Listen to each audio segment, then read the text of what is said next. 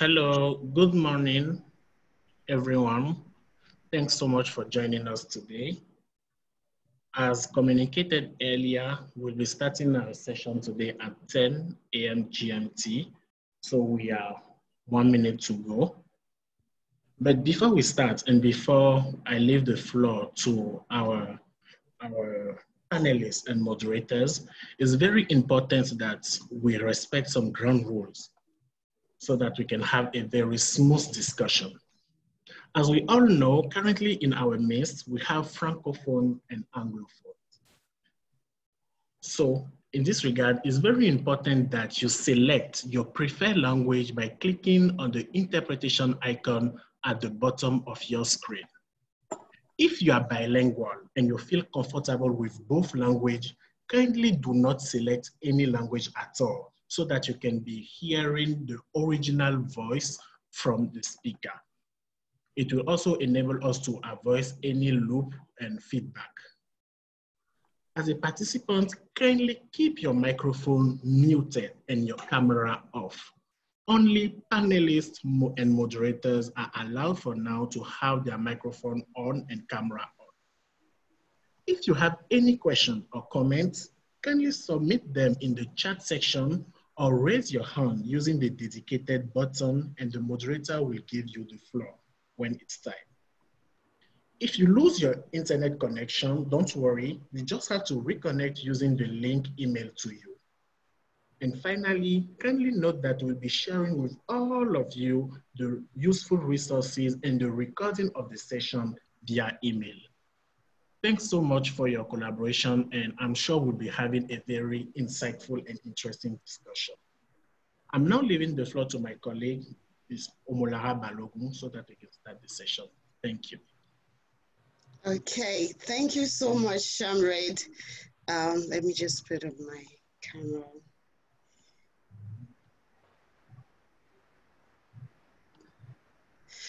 Thank you so much, Shamred, once again. Good morning, colleagues.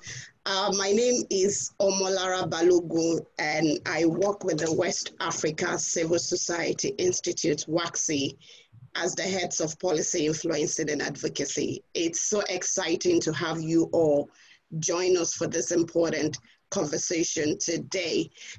This is a series of COVID dialogues that we started in May to look at the different impacts of COVID in the work that we do as civil society, how it has impacted our lives, our operations, the constituency that we work with. Today we are looking at an interesting topic themed Funding the Fight Against COVID-19, time to discuss leadership, transparency, and accountability in West Africa. I will be co-moderating with my senior colleague today, Dr. Ibrahima Aidara. I'm just going to say a few words about him before I leave the platform for him to steer for us.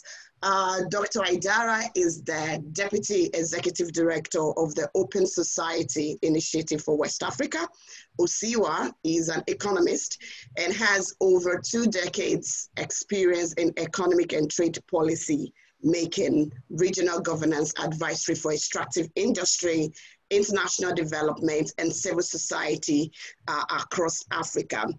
He is a passionate development practitioner, and he is a researcher and author of several publications centered around capacity building in the development sector. He has coordinated several research projects related to trade and economic issues in Africa. And of course, he's a doctor, which means he has a PhD in economics from the University Sheikh Anta Diop in Dakar, Senegal. Dr. Ibrahima, good morning, and thank you so much for agreeing to work with WACSI and co-moderate this section. I don't think we would have gotten a better person to moderate conversation around money, funding for COVID, economic policies, and how various governments are fed in this regard. So we're really excited to have you lead the moderation of this section. So I don't want to do your job. I really like to leave the floor for you now to kind of steer the ship. I want to welcome colleagues once again for joining us. All our speakers, I'm sure Dr. Ibrahima is going to introduce them. So please, you have the floor now, Dr. Ibrahima. Thank you. Thank you very much, Omo. Please don't leave the panel so that we are going to introduce together the panelists. But let me thank you and the participant, particularly the panelists, for your time, and Omo and the WACSI team for their leadership in this very specific context of pandemic, global pandemic crisis.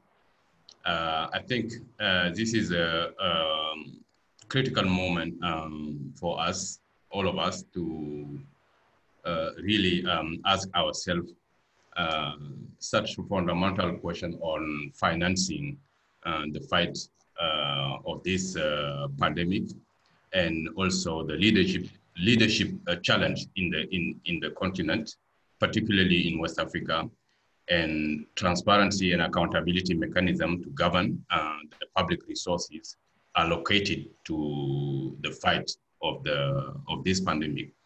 I want to, if you allow me, congratulate WACSI, as I said, because this is the fourth in its kind of webinar they were organizing since, as almost said, since May. We are in a context where we have a high demand of knowledge generation, documenting and modeling our experience in responding to crisis, because we are recurrently in the region, experiencing the crisis, and we don't need to invent every time the wheels. And it seems like there is a high demand for knowledge generation and modeling experiences in response to such a crisis. We know in West Africa, we just came out of a recent crisis in 2014, 2015. So it is critically important to do that. Let me give some kind of context, few elements of the context of this pandemic. We know around the globe, the pandemic has caused almost all countries to have put in place a response plan and relief fund to mitigate the effect of the pandemic, including Africa and particularly West Africa, which is not an exception. For instance, Nigeria, for example, announced more than 3.5 trillion naira, which is almost close to 10 billion US dollars, precisely 9.1 billion US dollars. In Senegal, the government declared or announced 1,000 billion CFA franc, which is close to 2 billion US dollars. In Cote d'Ivoire, it's almost the same, where the government announced 1.7 billion CFA franc, which is close to 3 billion US dollars. So we know our health system, how poorly it is funded by our own resources. For the case of West Africa, which I know the best, almost none of our countries, for example, has complied with the Abuja principle on health financing sector, which is to allocate at least 15% of our budget to health sector. None has complied. So how are we going to do to source this plan? So the government went on to solicit partners, to support the plan.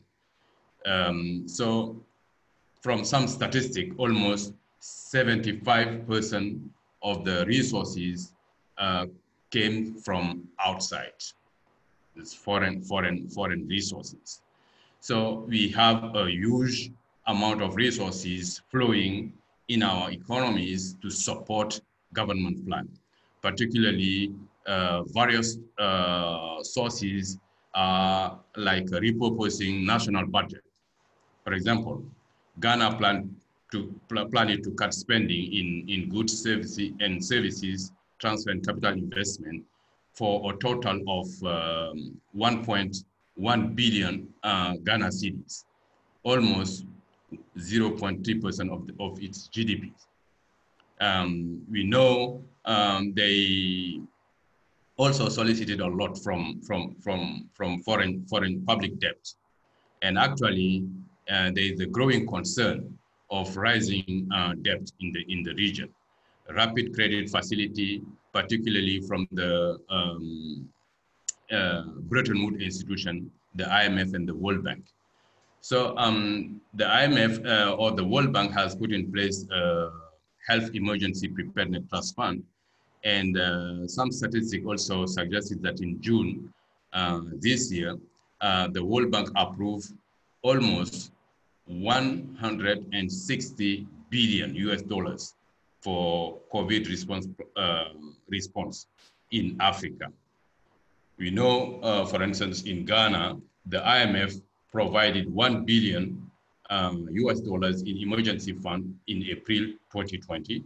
And the World Bank also agreed to a debt standstill, which is estimated to free up approximately 500 million US dollars in a short run, deferred to interest and principal payment. So we also know there is an effort, even if it's kind of marginal, of domestic resource mobilization and contribution from various actors within national economy and the regional economies, from the private sector, from NGOs, foundation, from individual.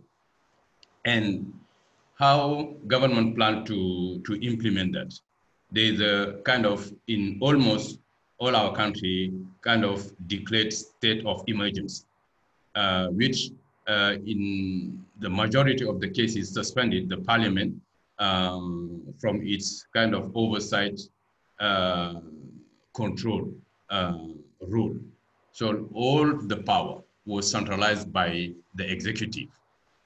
Almost no check and balance institution now functioning, except civil society from time to time, which we know the limitation.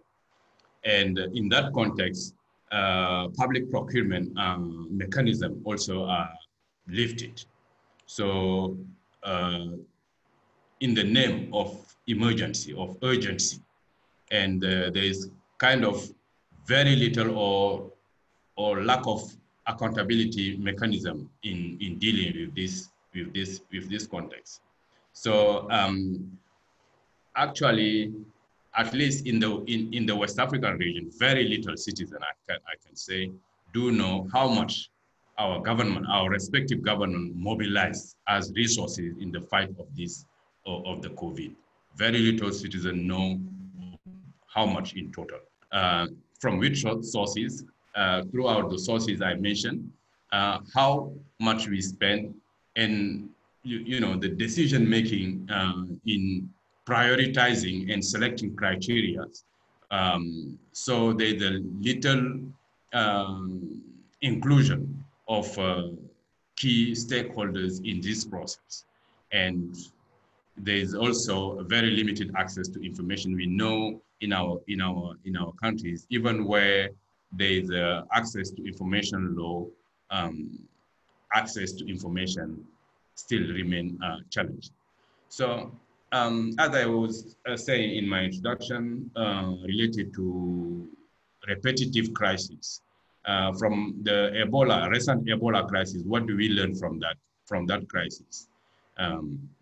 As we went through the same kind of process.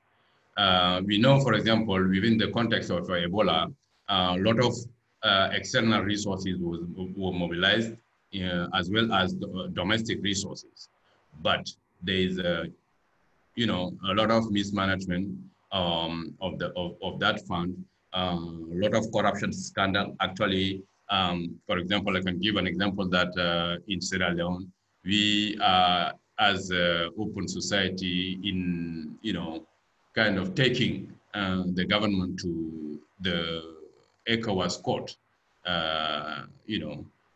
So while actually our government have committed to make available this fund, which they claim to mobilize domestically and externally in kind and in cash, it is critically important for civil society to really, you know, make sure that these resources are properly tracked and accounted to reduce the misappropriation and embezzlement.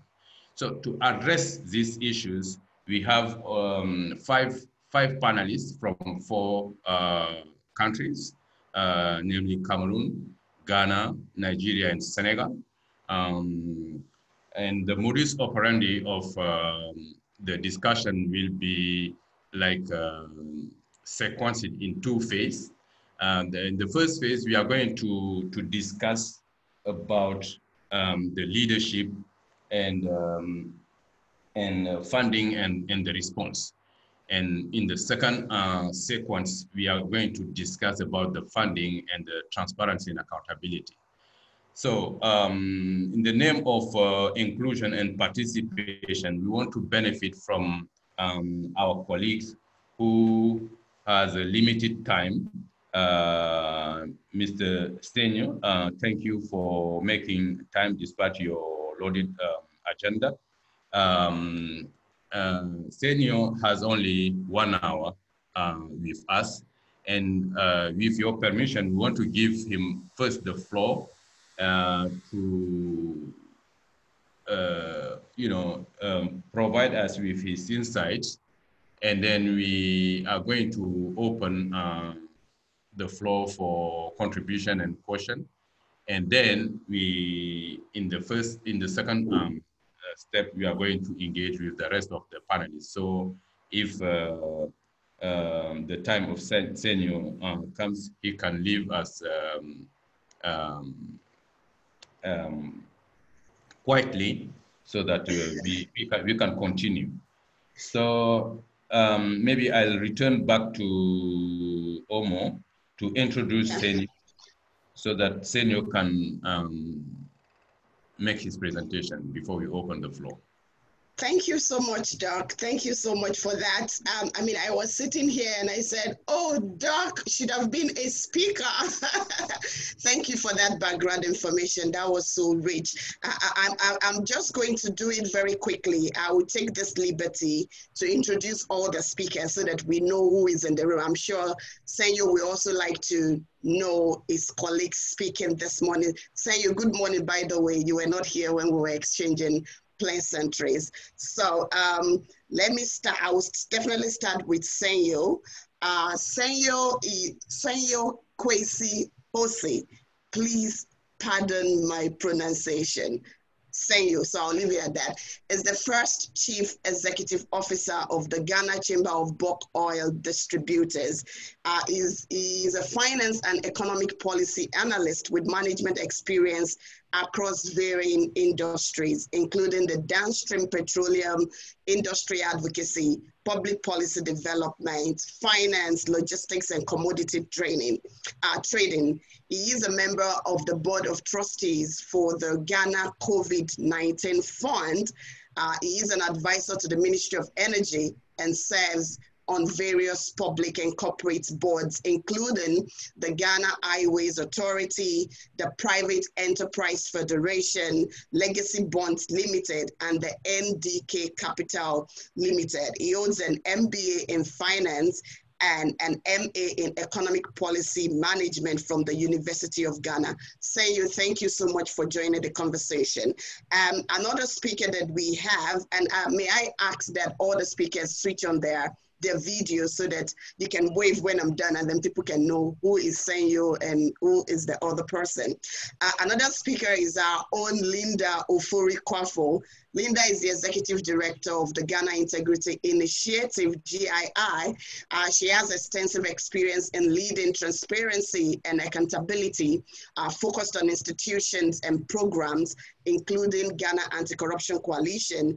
As the Executive Director of GII, Linda has a responsibility for the implementation of organization strategic plan and the overall oversight for effective and efficient management of GII Secretariat.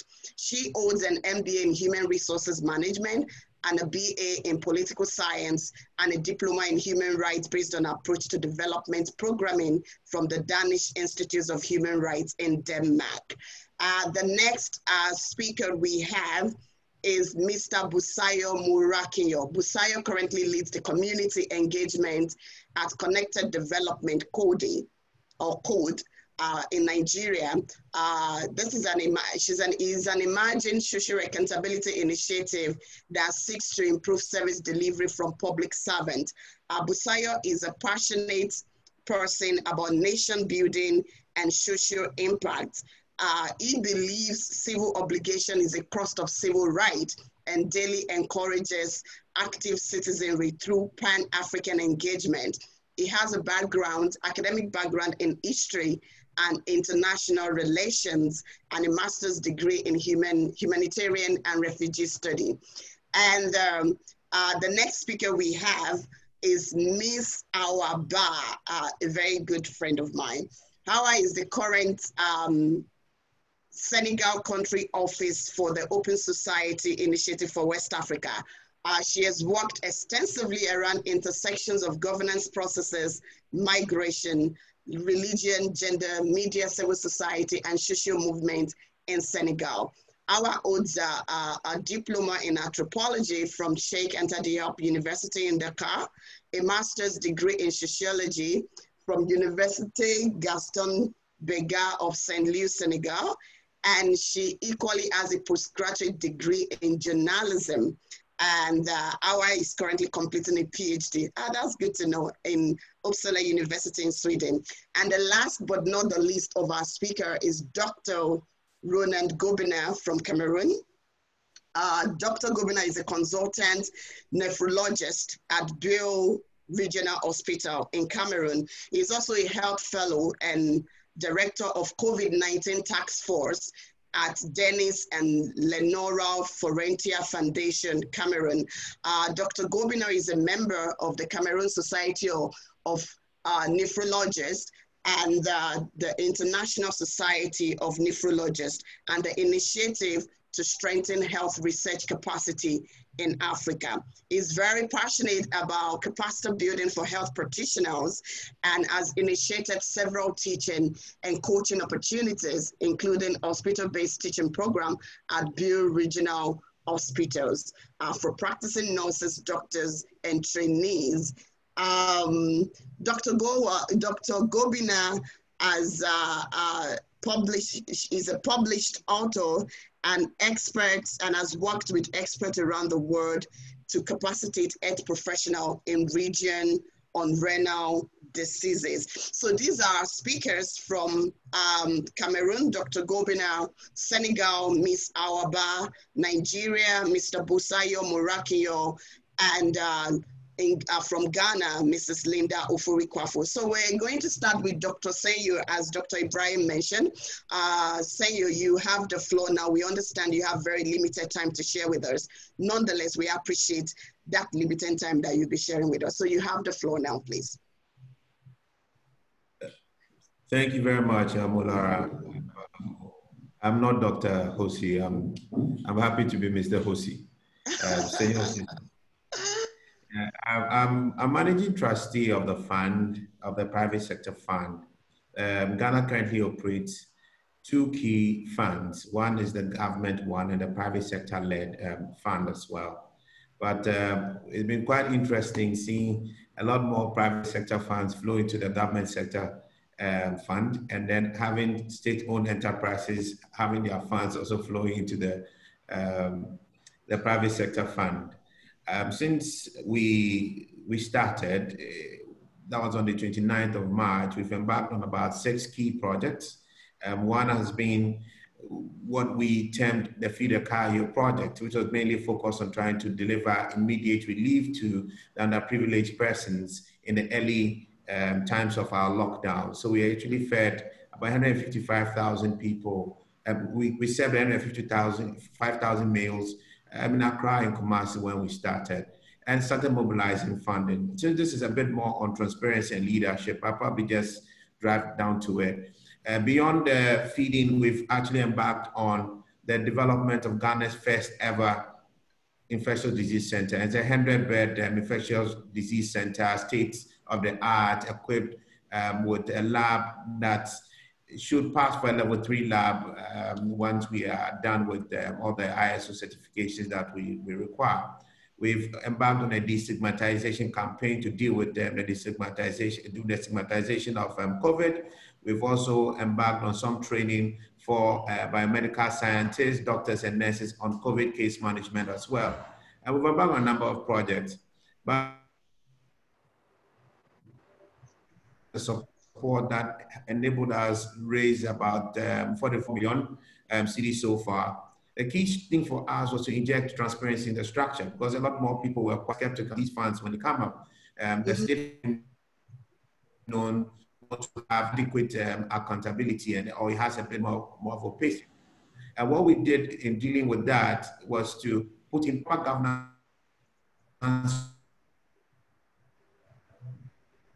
to engage a group of trusts, very business executives in our country, as well as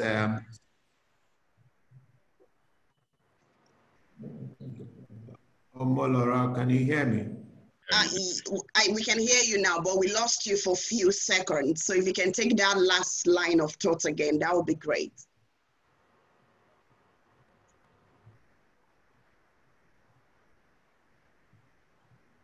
Okay, I think we lost. Okay, he's back. Please, okay. Okay, sorry guys. I'm back to, I don't know where I lost you, so probably. So we've been about to really drive, back to my governance issue, to really drive confidence and system, we needed to build in proper governance and transparent structures to drive the fund. Right from onset, we wanted to treat it just like we treat a typical private sector fund as far as the financial markets are concerned.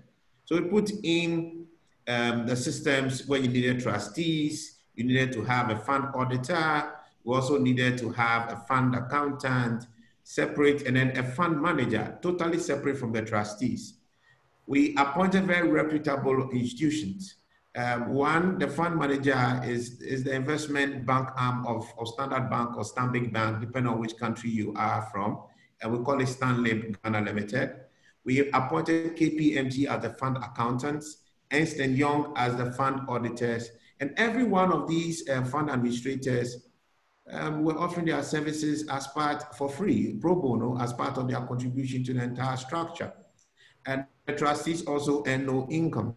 And that, I believe, made a lot more people confident in the structures that we had put in place, and in the fact that they were going to have proper value for money and also have some accountability systems in place. To really drive the agenda of our fund, we had a technical committee, which was not led by any of us as trustees, but led by the Ghana Medical Association. So we have a proper sector-led intervention in the solutions we were going to prefer in support of government's fight against COVID-19. Our technical committee was chaired by the Ghana Medical Association, as indicated. We had a public health specialist coming from the WHO. We had a procurement specialist to also make sure that the activities of the fund accountant, KPMG, and the fund manager would also deliver proper value for money. And as managing trustee, I also had responsibility, oversight responsibility over all the systems and structures we have put in place. Our procurement systems were quite very interesting and not one that most of the government institutions were accustomed to. We had a very open and objective procurement system. Almost any Ghanaian could actually walk into any of our procurement processes at any point in time. For you to really serve our our fund, all you needed to do was to register online. If we couldn't find that, we would actually pursue and drive for money just like we'll do with our own selves. We practically changed the way of doing things. And that actually led to us developing our infectious disease center, which is state of the art, at a cost of $7.5 million. And this $7.5 million is inclusive or values the free services that we also got. Our cash spend was about $5.5 million. And Ghana has its first state of the art infectious disease center. If you look at the procurements for other similar infrastructures within the government circles in Ghana and across West Africa, you see a different number altogether. But to deliver that, we needed to actually have independent, objective, accountable systems across the fund. And that is what has really gotten us to achieve the success that we have so far. I find this conversation quite important, and I hope that the government entities who will be beneficiaries of what WACC is doing will be able to learn from this. We do not do what some people will call fixed matches with our procurement system. It's open. We are looking for best value. We are looking for best prices. We are looking for reliable suppliers. We don't look at the color of your face. We don't care which party you belong to. All we are interested in is the value that has been delivered to the people of Ghana. And if that can be the focus of such funds, I think that we'll be able to optimize the returns to the people as much as possible. Thank you very much, Omolara. I think my 5 minutes is up. Thank you. Dr. Idara. Yes, thank you very much. I think I have two questions, but maybe can we open to the audience if they want to raise any question? Before, can I ask Senio if the fund you put in place, is it directed to the government or you manage it by yourself, which for your staff or for the people in your community? Okay, so one, the fund is not a government fund, but its interventions are deployed in consultation with government. So we don't work across purposes. The fund is not managed by my person or a particular paid secretariat. It's managed by a fund manager, which is also a regulated institution. And that is Standard Bank Investment arm, which is called Stanlib Limited. And it has the KPMG as its fund accountants. So all payments made out of the fund are made by KPMG with all drawdown protocols clearly defined. So on our side, on my side as managing trustee of the fund, together with my colleague trustees, the key thing we do is to work with the teams to drive the strategy and sustain the vision. Operationally, I was project head as well of the hospital, and that came with different responsibilities. Nobody in the fund is paid. We've had volunteers working for the fund, administrators, social media persons, volunteering their services to get the fund rolling. So that's how largely we have worked. So you don't really have it as a government thing. If a government can work at the pace at which we've worked with infectious disease center, fully equipped, category 3 lab, all in 91 days. Government can't work at that pace. And I think it was one of the things that helped us. It minimized with the processes that we have. Because by the time anybody wants to interfere and try to influence the system, we are gone. There's only one thing that's been our focus, the people of Ghana and how to save lives and impact people in these difficult times. Yeah. Thank you. Dear participant, I think you can drop your question so that in the chat column or just jump in if you have any question.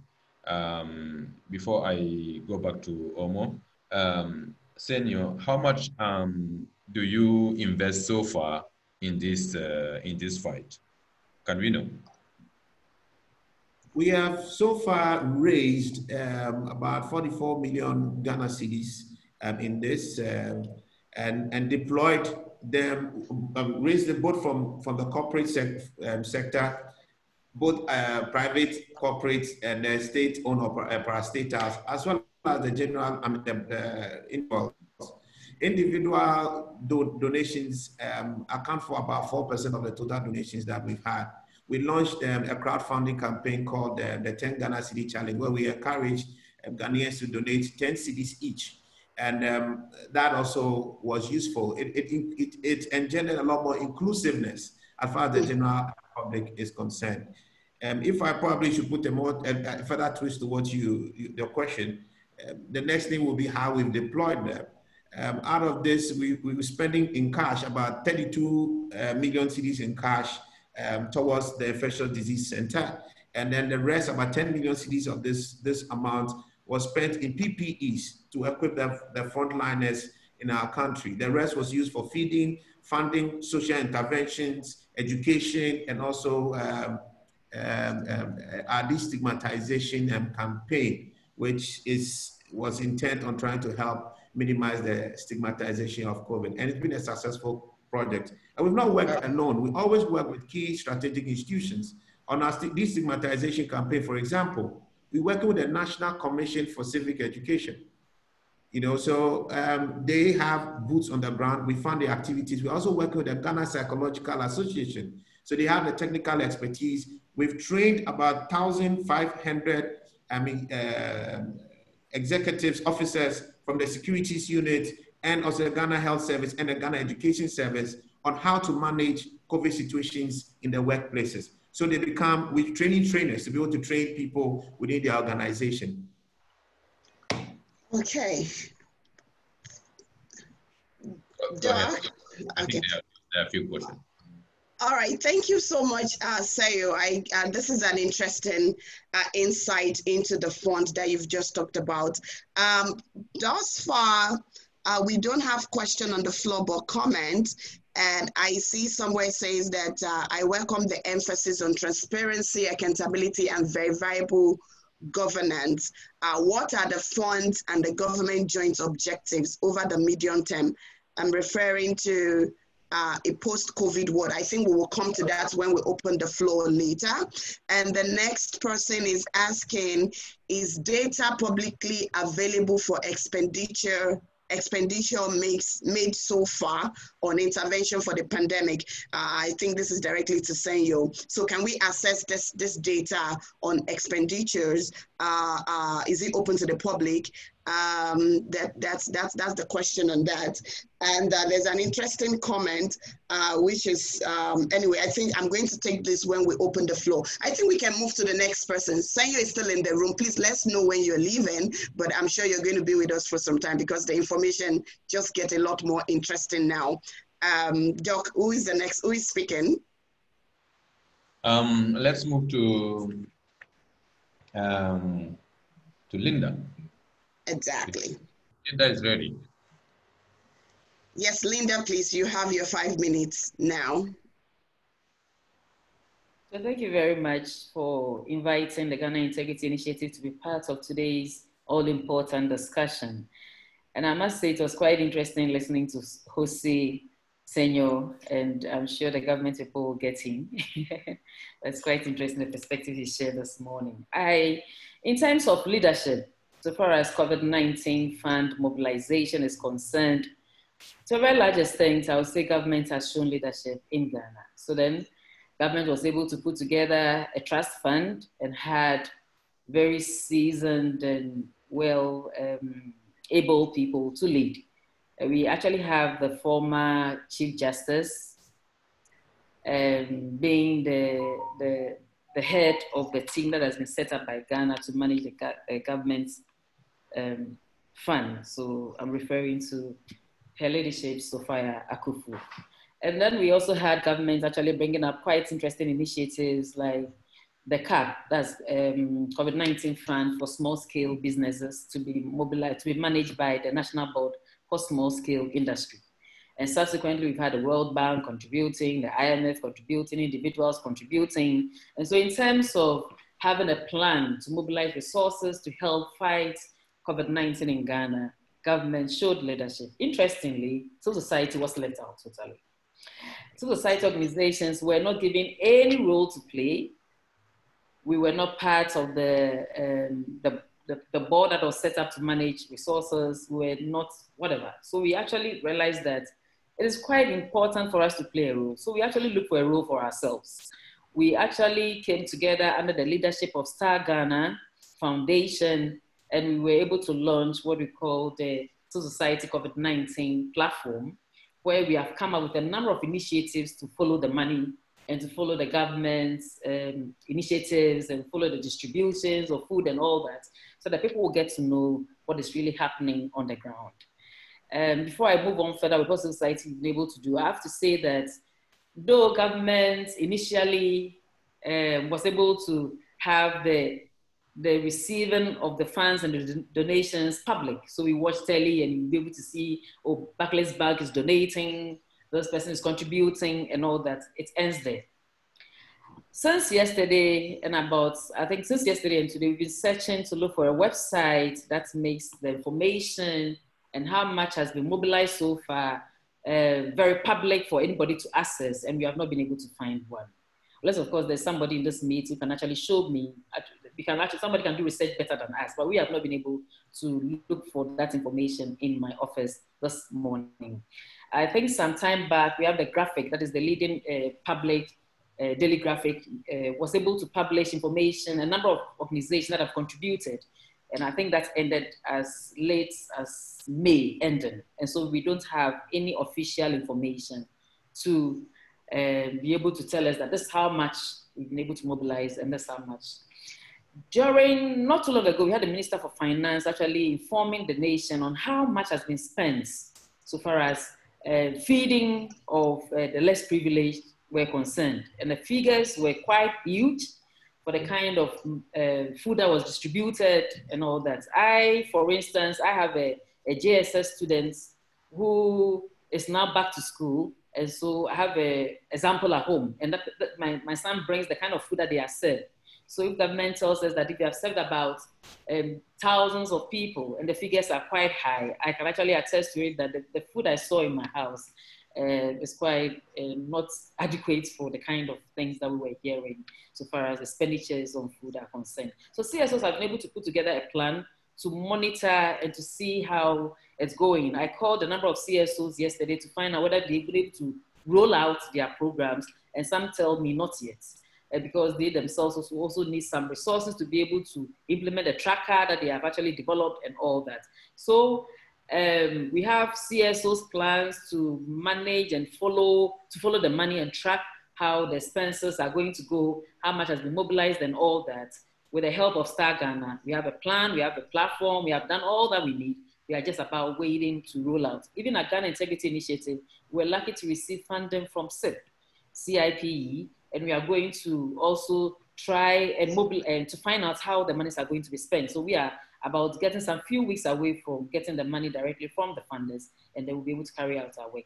But truth be told, government has not involved civil society organization, the ones that will be able to throw the light and all that. When Doctor was speaking earlier, I actually made mention of the fact that the executive wills so much power. In our country, according to the 1992 Constitution, we have so much power for the executive. And also with an emergency situation like this, a CI, executive instrument was passed, and then we have government wielding so much power to do so many things. And then if you don't take care, transparency, accountability, and all those issues are going to suffer. So CSOs, we are in and ready, and at the right time, we'll do the right mobilization that is most monitoring that is needed. Thank you. Dr. Idar. Thank you very much. Thank you very much, Linda. I think you touch on a very critical issues about inclusion, participation of all stakeholders. Sometimes mobilizing resources can be one issue, but spending it transparently and strategically can be a major issue if we have to realize the objective. There are a few questions for you, from colleagues in the audience. I'm noting the questions. I was thinking maybe we can take all the presentations and then we can have a round of reading out the questions and then the speakers can respond. So if you may invite the next person. Interesting questions though, interesting. Yeah, thank you for that. Let me invite in that case, Mr. Busayo Morakanyo.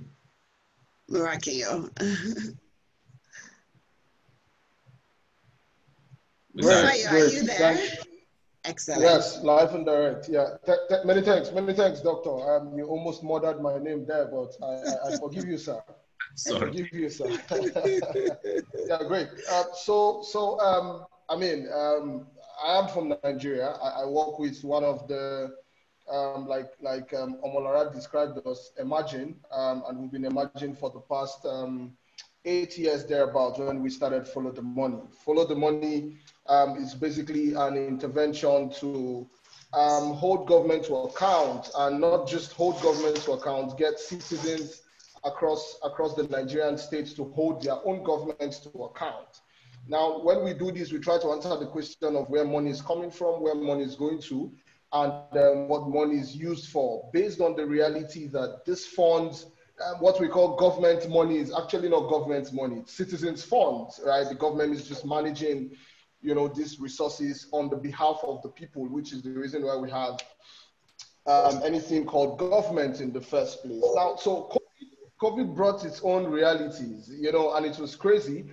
Some people in Nigeria would say it was the first of its kind, but I clearly wouldn't accept that it was the first of its kind. It was the first of its kind in this magnitude. But Nigeria had seen various situations, humanitarian emergencies like this, understanding that we're still grappling with the issues of the insurgencies in the Northeast that has claimed a whole lot of lives.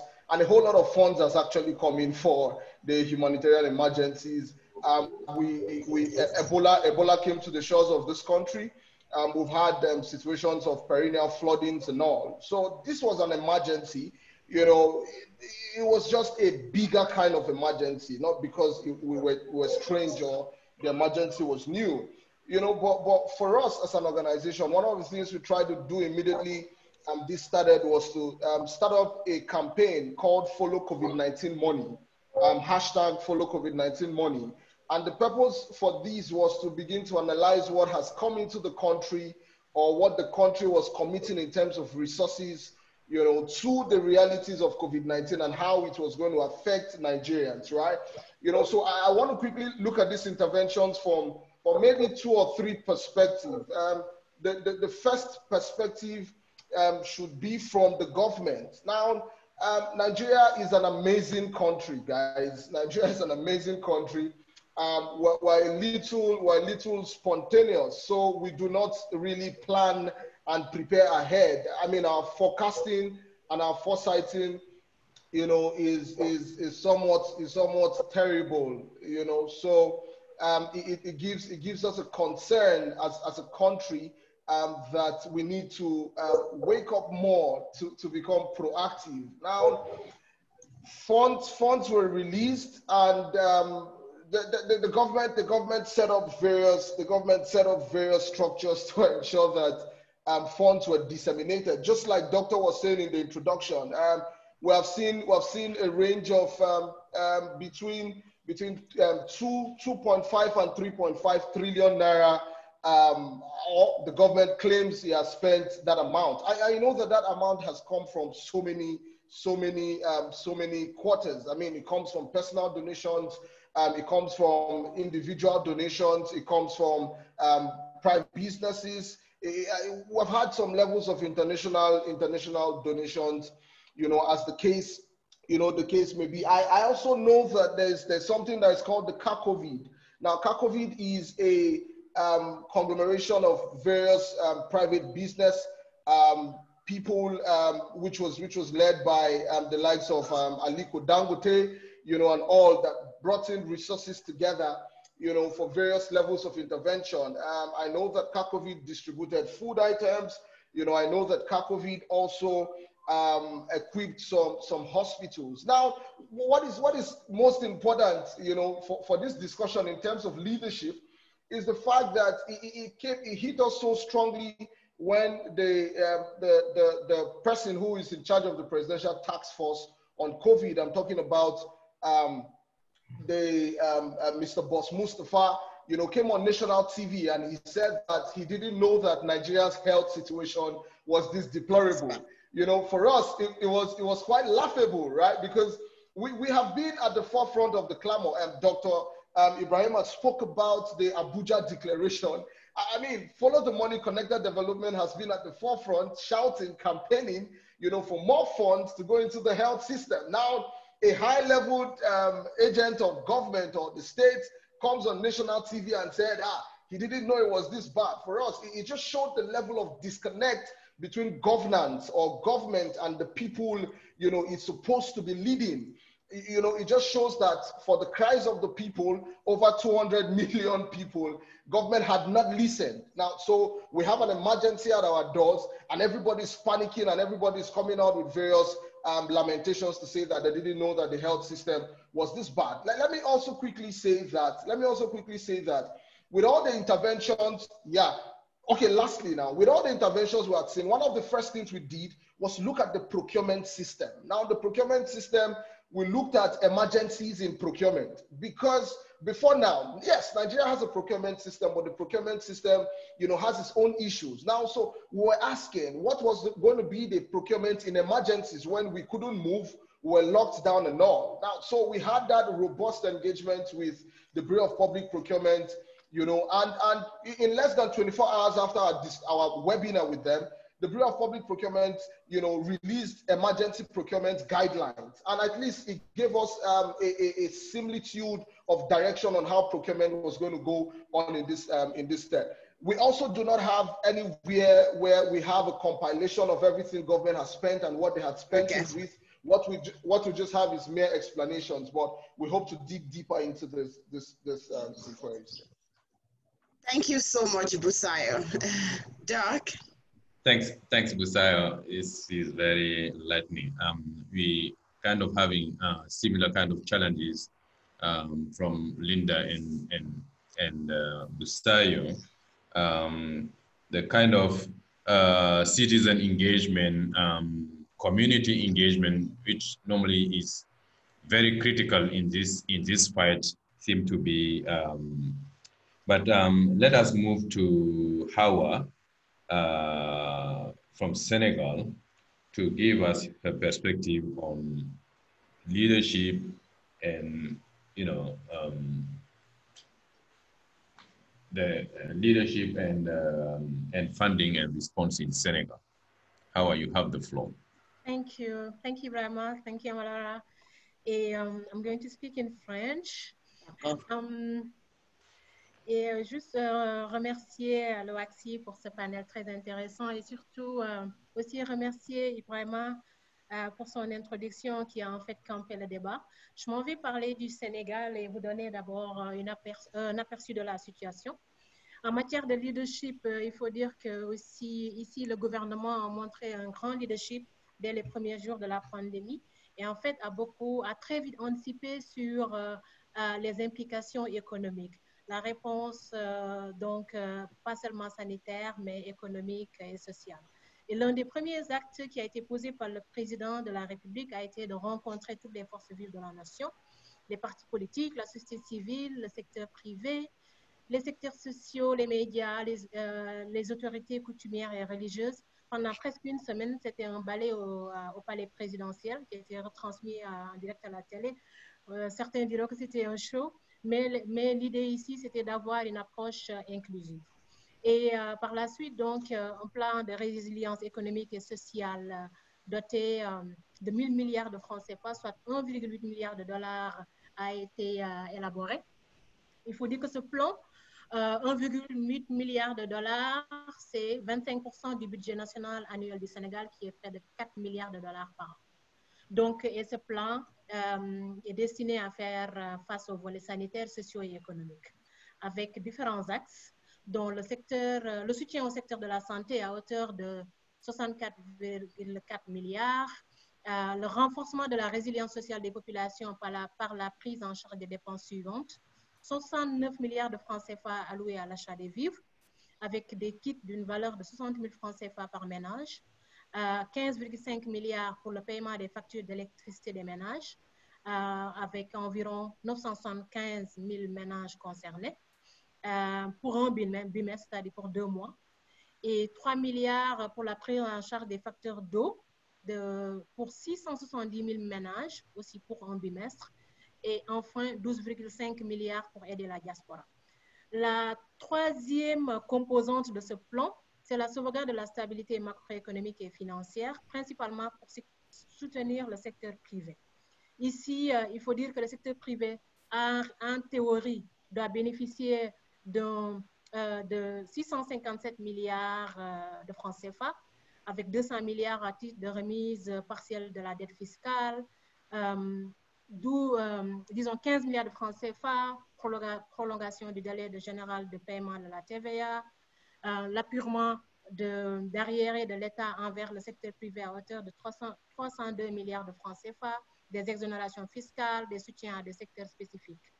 Il faut dire que ce plan-là a été jugé d'une manière générale holistique, et même s'il est largement destiné au secteur formel, il a quand même essayé de prendre en compte, même si de manière insuffisante, des acteurs, des secteurs comme les transporteurs, les artistes, les médias, avec des enveloppes budgétaires qui ont été directement remises aux acteurs. C'est difficile d'avoir une information, je suis parfaitement d'accord avec les présentateurs qui m'ont précédé, pour avoir une information sur le niveau de mobilisation des fonds. Comme la collègue du Ghana, j'ai dû faire de la gymnastique pour obtenir des données. J'ai fait, depuis hier, j'ai dû aller, et les informations que j'ai obtenues, je les ai obtenues à travers les sites de partenaires techniques et financiers. La Banque mondiale, pour sa part, 104 millions de dollars, non, 100 millions de dollars, la BAD 104 millions de dollars, l'Union européenne 177 millions de dollars, le FMI 442 millions de dollars, l'AFD 94 millions de dollars. Et même les informations concernant la nouvelle priorisation des projets d'investissement et de rationalisation des dépenses courantes que l'État a décidé, je ne les ai pas obtenues à travers les sites de l'État. Et ça, c'est à hauteur de 277 millions de dollars. La contribution des citoyens, mécènes, entreprises, les contributions volontaires, c'est 54 millions de dollars. Là, l'État a fait l'effort d'avoir en ligne sur le site du ministère de la Santé la liste des contributeurs et les montants des contributions sur un compte spécial fonds COVID qui a été ouvert au niveau du Trésor public. Donc, grosso modo, selon mes calculs, 1,248 millions de dollars ont été mobilisés sur les 1,8 millions de dollars. Maintenant, les principaux constats. Il faut dire que différents départements ministériels et agences de l'État sont à charge de la mise en œuvre des différentes composantes du presse. Du coup, nous nous retrouvons face à un faisceau d'acteurs dont la cohérence et la transparence autour des actions entreprises ont fait cruellement défaut. Deuxième grand constat, le décret fixant les règles d'organisation d'un comité de suivi de la mise en œuvre des opérations du COVID n'a été mis en œuvre qu'après, n'a été adopté, et le comité n'a été mis en place qu'après que les décisions sur les mesures prioritaires ont été prises, que les départements de l'État chargés de mettre en œuvre ces différentes composantes du programme ont été désignés, que les allocations budgétaires ont été faites, et que même les marchés, la plupart des marchés publics ont été attribués. Ici aussi, donc, le manque de transparence, le manque d'inclusion sur les fonds qui sont mobilisés, l'allocation de ces fonds, l'utilisation de ces fonds est un constat au Sénégal. C'est un comité donc qui ne fait qu'un contrôle de conformité par rapport au plan préalablement établi, dont il n'a pas été pour lesquels il n'a pas été partie prenante. Les membres du comité opèrent principalement par des visites de terrain à des structures et des bénéficiaires et font des constats. Nous avons très peu d'informations sur comment ce comité opère et même ses opérations. Nous n'avons que des apparitions médiatiques de temps à autre. Ceci pour dire que le citoyen n'a pas d'informations, le citoyen n'est pas pris en compte dans l'approche de l'État. Et pire encore, un troisième grand constat, c'est qu'il y a un décret datant du 18 mars 2020 qui soustrait du champ d'application du Code des marchés publics les acquisitions prévues dans le cadre de la lutte contre le Covid. Ibrahim en a parlé. Nous avions déjà un problème de conformité et de respect des dispositions du Code des marchés publics. Avec la COVID, ce respect-là est encore, il est nul parce que de toute façon, les dépenses ne sont pas souscrites, les marchés ne sont pas soumises au respect des dispositions de ce code-là. Le troisième grand, le quatrième grand constat, c'est que dans le contexte de l'état d'urgence, vous avez une loi d'habilitation qui soustrait l'Assemblée nationale de son rôle pratiquement de contrôle de l'action gouvernementale. Ça renforce les prérogatives du président et surtout, ça fait que le gouvernement n'est pas obligé de rendre compte. Et même si la loi d'habilitation dit que l'Assemblée nationale peut convoquer le gouvernement, cela n'a jamais été le cas. Et les rares fois que des opposants, des parlementaires membres de l'opposition ont évoqué l'idée, la possibilité de convoquer le gouvernement pour qu'il rende compte, ce sont des salves de critiques qui ont émané de la majorité. Le contexte COVID a créé une situation dans laquelle le sentiment de solidarité nationale autour de l'action gouvernementale a prévalu pendant des mois. Donc, du coup, même les sceptiques et les critiques ont dû réfréner leurs ardeurs parce que tous ceux qui s'aventuraient, et ça c'est du fait de la manipulation, pour moi c'est du fait du gouvernement et de la majorité, parce que tous ceux qui s'évertuaient à critiquer ou à émettre des doutes ont été qualifiés de n'étant pas patriotiques et de manquant de civilité. Donc du coup, cela aussi a contribué à affaiblir le cadre de contrôle et de demande de redevabilité. Et pourtant, malheureusement, la gestion du fonds Covid a souffert de beaucoup de suspicions de mauvaise gestion et même de népotisme. Premièrement, le ministre de la Solidarité nationale en charge de la mise en œuvre du volet aide aux ménages est un beau-frère du président qui a géré 64 milliards, donc avec des marchés pour l'acquisition de centaines de milliers de tonnes de riz qui ont été jugés nébuleux, des marchés attribués à des acteurs. If you can round up. I'll try. En fait, il y a beaucoup à dire, mais c'est juste pour rejoindre les autres et dire que malheureusement, manque de transparence, manque de redevabilité, c'est un fait. La société civile essaie de jouer son rôle. Nous n'avons pas comme au Ghana d'initiatives concertées de la société civile, mais nous avons par exemple la branche locale de Transparency International Forum Civil qui est en train de faire un travail de suivi de la mise en œuvre de force COVID avec 16 antennes sur le terrain qui essaient de voir effectivement, surtout par rapport à l'aide alimentaire et par rapport aux autres secteurs. Je vais revenir sur d'autres questions dans un deuxième temps. Thank you. Thank you very much, Awa. An opportunity for. Thank you so much, Awa. I mean, this often happens when we have excellently bilingual folks in the house, you know. I mean, Awa speaks excellent French and English, so we were getting a bit of feedback when she was speaking because our interpretation was still on. So thank you for that insight, and it's interesting to see a similar trend from Ghana to Nigeria to Senegal. So we're going to go to Dr. Roland now. And please, Doc, if you have your interpretation, anyway, you are very Anglophone, you told me, so I believe your interpretation is off to avoid the kind of feedback we got when Awa was speaking. I didn't want to break a line of thought.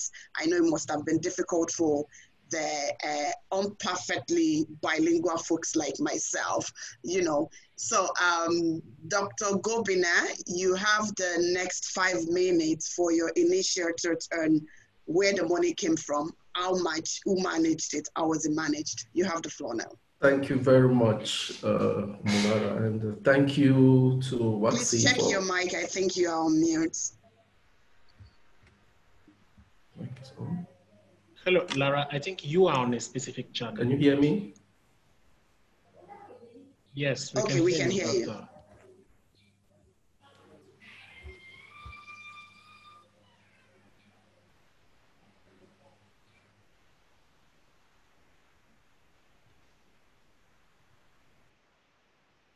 Please, Dr. Gobina, you can go ahead.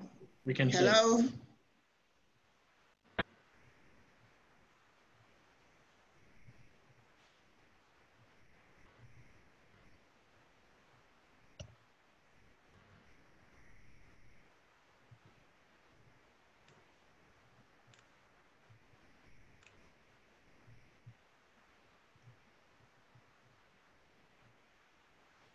Apparently, there is a problem. Hello, Dr. Gobina, are you there? So I think we lost him. Shambrit, can you confirm if it's in the room? He's disconnected. He's no more. He's disconnected. Well, I'm sure he's going to join us back. Dr. Idara, if you permit me, I have a few questions I've listed here while we wait for Gobina to join back. Can I take them, sir? Go ahead. All right, perfect. So we have a question here that says, how can the private sector encourage government to leverage on its transparency mechanism? And I believe this is coming from the fact that relationship between the private sector and government is smoother than what civil society has had in the past and recently. So when private sector, and I believe this must be going to Senyo, when private sector is engaging with government, you had mentioned in your presentation that part of the project you took on were some of the programs that government had in mind or on government's list. How were you able, did you try to encourage governments to use your transparency and accountability mechanism, which you have used for the fund, not only for this fund, but maybe in previous engagement? The second question says, what is civil society doing? And I believe this is to Ghana, Senegal, and Nigeria. What is civil society doing to get governments to publish the received funds and related expenditures? I think since the first time we had the first case of COVID in I guess Nigeria around February 28th or thereabout, I think it's a good time, 6 months after, for us to be asking these questions. Can we have where all the money came from, how much came, and how has it been expended on a particular site? That question is saying, what are we doing as civil society to ensure that our government publish this information? The next question is talking about procurement, I guess to Busayo, talking about procurement systems. Yes, Busayo, you acknowledge that on a good day, without COVID, without emergencies, our procurement system is below standard. And it's interesting to note that civil society, including your organization, was able to compel, governments to draft a guideline, an emergency guideline for procurement. But what is the situation in our other countries? How have we engaged this emergency procurement guidelines? That's what that question is saying. Another question I have on the floor is, how did civil society react when they were excluded from government's plan? I think this may, go directly to Linda, having reported that in Ghana, which I'm also pretty much familiar with, government's plan totally excluded civil society.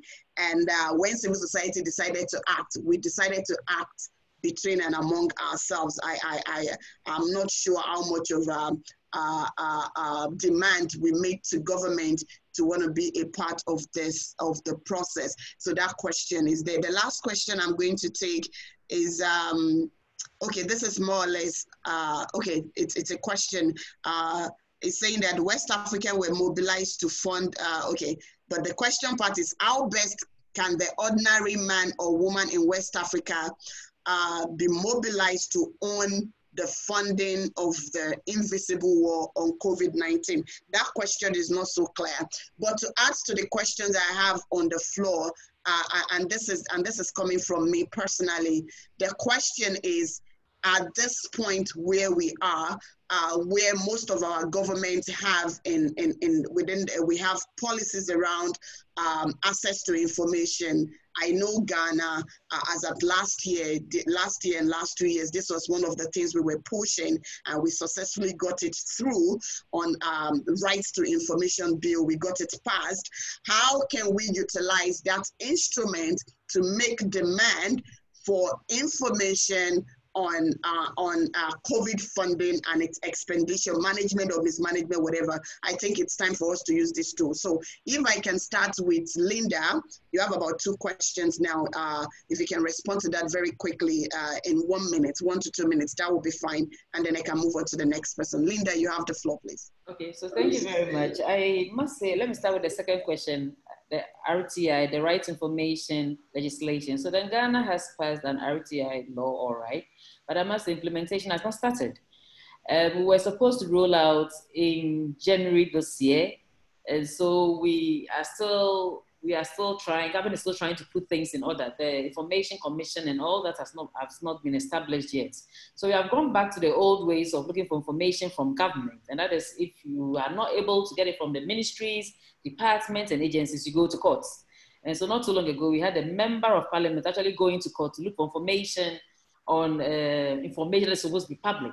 So then we needed information on the Electoral Commission. You know, we are preparing for an election in December, and the EC was not providing the information, and they took a member of parliament to go back to the courts to get information. So then if you need information and we don't get it from government, maybe society organizations have to go to court, and that is not the way we have to go so far as COVID-19 is concerned. That's why I said we have actually put together a platform of CSOs and what we can do. And as you rightly said, we are working or talking amongst ourselves. And that is quite interesting, quite unfortunate, because when this government came to power, they have tried to bring civil society along. So we have actually had meetings upon meetings with the president. He has met several stakeholders. Unfortunately, when it got to COVID-19, the CSOs then became of no relevance so far as government is concerned. So with the plans that we currently have, we will roll out our implementation all right. I know some organizations have started, but not many have, because organizations told me they are still looking for funding to be able to roll out. But then we are going to continue doing what we know how to do best. We are not going to be, the fact that we have been sidelined, for all you may know, is good. Not too long ago, we realized that in Ghana, we had a political party demanding that the Auditor General should start some auditing work as far as COVID-19 funding is concerned. Well, our Auditor General has been asked to go on leave for 169 days and is sleeping at home. The organization is still in existence, though it doesn't mean that without the Auditor General, we cannot do the work. But that Auditor General is the one that does the work, the one that gets things done.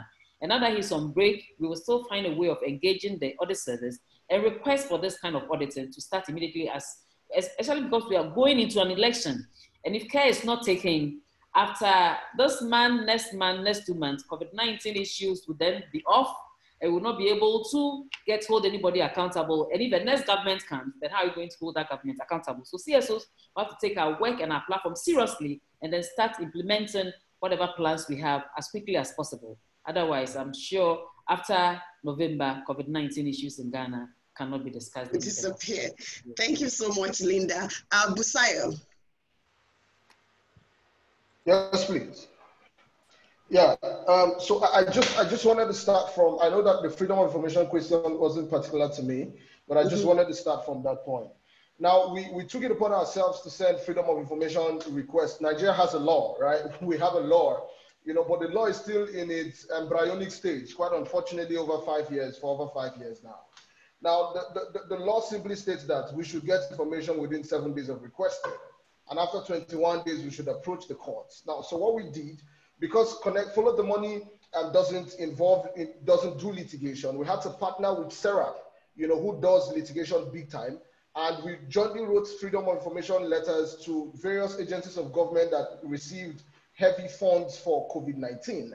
Now we've done that. Some of them have responded, while some of them have not responded. Now, the next action is we're going to see them, in court, to ensure, but you understand that our justice system in Nigeria is still not where it should be, right? So it's almost difficult for you. It's easier for you to get an electoral tribunal, case to move from tribunal to Supreme Court within 3 months.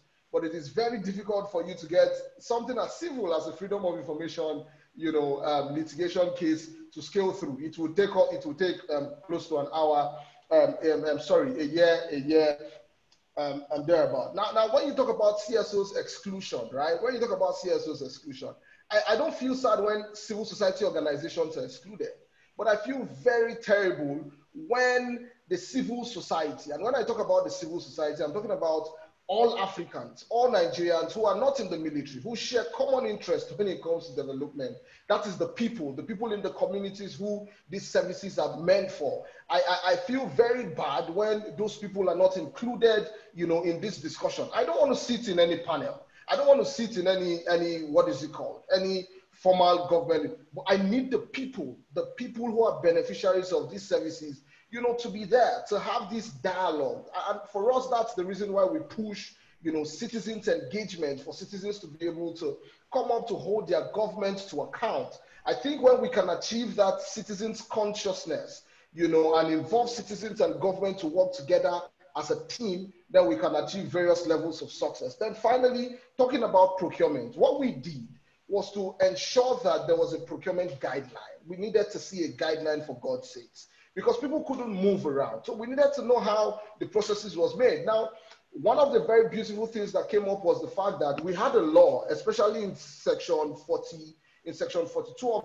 the procurement law, that speaks to little around procurement in emergencies, which states that after the end of the emergency, government, can be able to, or all the contractors can be able to harmonize documents together and send to government and put it in the public domain. So we're waiting for that to happen, post-COVID. I hope I was able to answer all the questions. Yes, Busayo. Is the senior around, or Ronald? Yes, I'm here.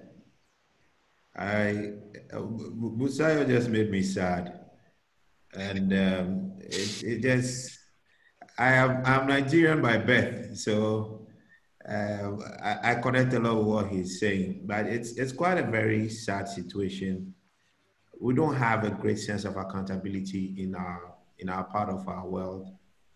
And it's quite unreasonable because amidst all the struggles that we all go through every day, what politicians see and rise up into power, and suddenly forget, it's quite a very pathetic situation. Sometimes it feels quite helpless and hopeless. But Linda, I put a quick note in the chat box. The National COVID-19 Fund in Ghana has a website, and this is not to mislead everybody. The National COVID-19 Fund, the government fund, is not the main fund for government's intervention. So government's main expenditure is not through that fund. But that fund, I think, is fairly well managed. It's well managed. It has reputable people there. And I think that they've set up quite an administrative system using KPMG as well. But I think that's a paid arrangement, unlike what we have. And we are driven a bit more by volunteers. I look at the procurement issues that Busayo was referring to. At the end of the day, this whole COVID thing, the biggest problem anybody who's worried about accountability will be raising is how much theft is going to be undertaken in the name of COVID-19. And I find it very painful because amidst lives that are at risk, the sad thing is to see people scheming on how to extort from the public purse in ways that could rather, when you have the alternative to really save lives, it's not normal time. So even if you're a normal thief, can you suspend your thievery for now and then let's try and help lives so that you can steal from us later? And you don't seem to see that. And it's not a matter of just politicians, Ibrahima. It's us, the people. Politicians don't come from space. They are our brothers, our siblings, they are us. We have CSO executives who sit on platforms like this and say all the things that I may have said, Busayo is saying, Linda is saying, Ronald may be saying, or Howard just said. And when they get into office, you don't even remember that, you don't even realize these are the same human beings you are dealing with. You know, so Linda, tell me, how many of your CSO friends don't you see in government? How many of them haven't you seen in government before? And I also wonder what you would do when you get into office. I don't know what Busayo will do when we get into office. So while we have this conversation, I think that is a fundamental problem we should address. We the people, and Busayo is right, we want to have a dialogue, we need to fix the people. And we have to fix it one step at a time. I was complaining before getting into this COVID business of trying to do something. And I told myself, there was no point going and shouting. Government is not really going to get it really right. So what we needed to do is to figure out how we can contribute our quota. And that, together with other like-minded people, led to the birth of the private sector fund. And I'm very proud of what we've been able to achieve. If we've been able to build a hospital, 100-bed hospital, state-of-the-art hospital, which is supposed to be more expensive looking at the engineering, at $7.5 million, and we have previous governments and current governments doing it in the 30s of the millions of dollars, as if we are not hungry of people, as if we are not people who suffer. It is quite a problem. But like I say, I don't know what any of us sitting here will end up doing when we have power. So let's really start fixing the moral fabric and building a right consciousness for our people. And it starts with us in our own small corners, our children, what we make them appreciate as real values of life. And then I think we should take that one step at a time. Nigeria has more Christians than I think you have in West Africa, but you don't have more thieves in Nigeria, I mean, in corruption than you find in West Africa because of the population. You come to Ghana, we pray every day. Our politicians go to church every day or in the mosque. Yes, we are the same people coming together to steal. We talk about the private sector. The politicians don't just take their hands and go and dip in there. They do it in connivance with the private sector. So who is the problem? Is it politicians? Is it private sector? Is it CSO? The problem is us, the people. We have to figure out a story to really deal and try and map up a future for us. Otherwise, what we've been saying that Africa is the next economic frontier will just be grammar, because it will be a frontier for Oyibo, it will not be for us now. There is a real problem, and I hope that whilst you are CSO discussing it, let's look at how we can reorient ourselves properly and gender a new orientation for us as a people, because it's getting quite tiring. There's nowhere to look. The politician, private sector, CSO, when everybody gets power, people change. Thank you. Thank you. Doc, we have Dr. Obina ready now. So if you permit me, I would like to invite him to make his first 5 minutes presentation. All right, Dr. Obina, you have the floor. Thank you so much. I hope you can hear me now. Very clear. Great. My connection played a game on me.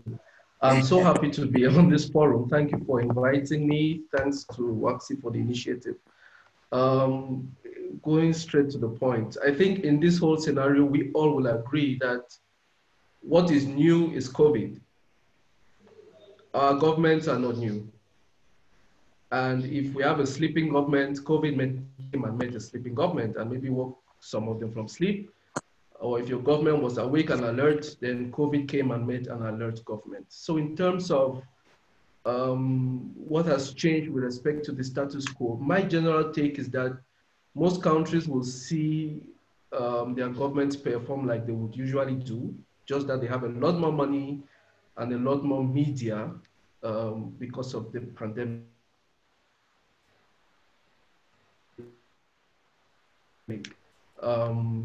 When COVID came, it did not come with a gift to make our government more performant. So we need to put that into perspective. That means that if we're having this discussion last year, July, probably we'll be saying the same things about our government with no COVID, about how they're managing tuberculosis and HIV programs. But we do have a problem which has touched so many people, and more than ever before, the entire world is looking at the health sector, what is affecting the health sector, leadership and management. And we do have to raise some questions. In Cameroon, I would say that there has been quite some leadership. Maybe to a degree that surprises a few, but there has been some leadership from the moment that the pandemic was declared in Cameroon, the first cases. We have seen Ministry of Public Health take a central role, take decisions, try to implement those decisions. We can imagine that previously, all of these organizations, state organizations, can make a report every year.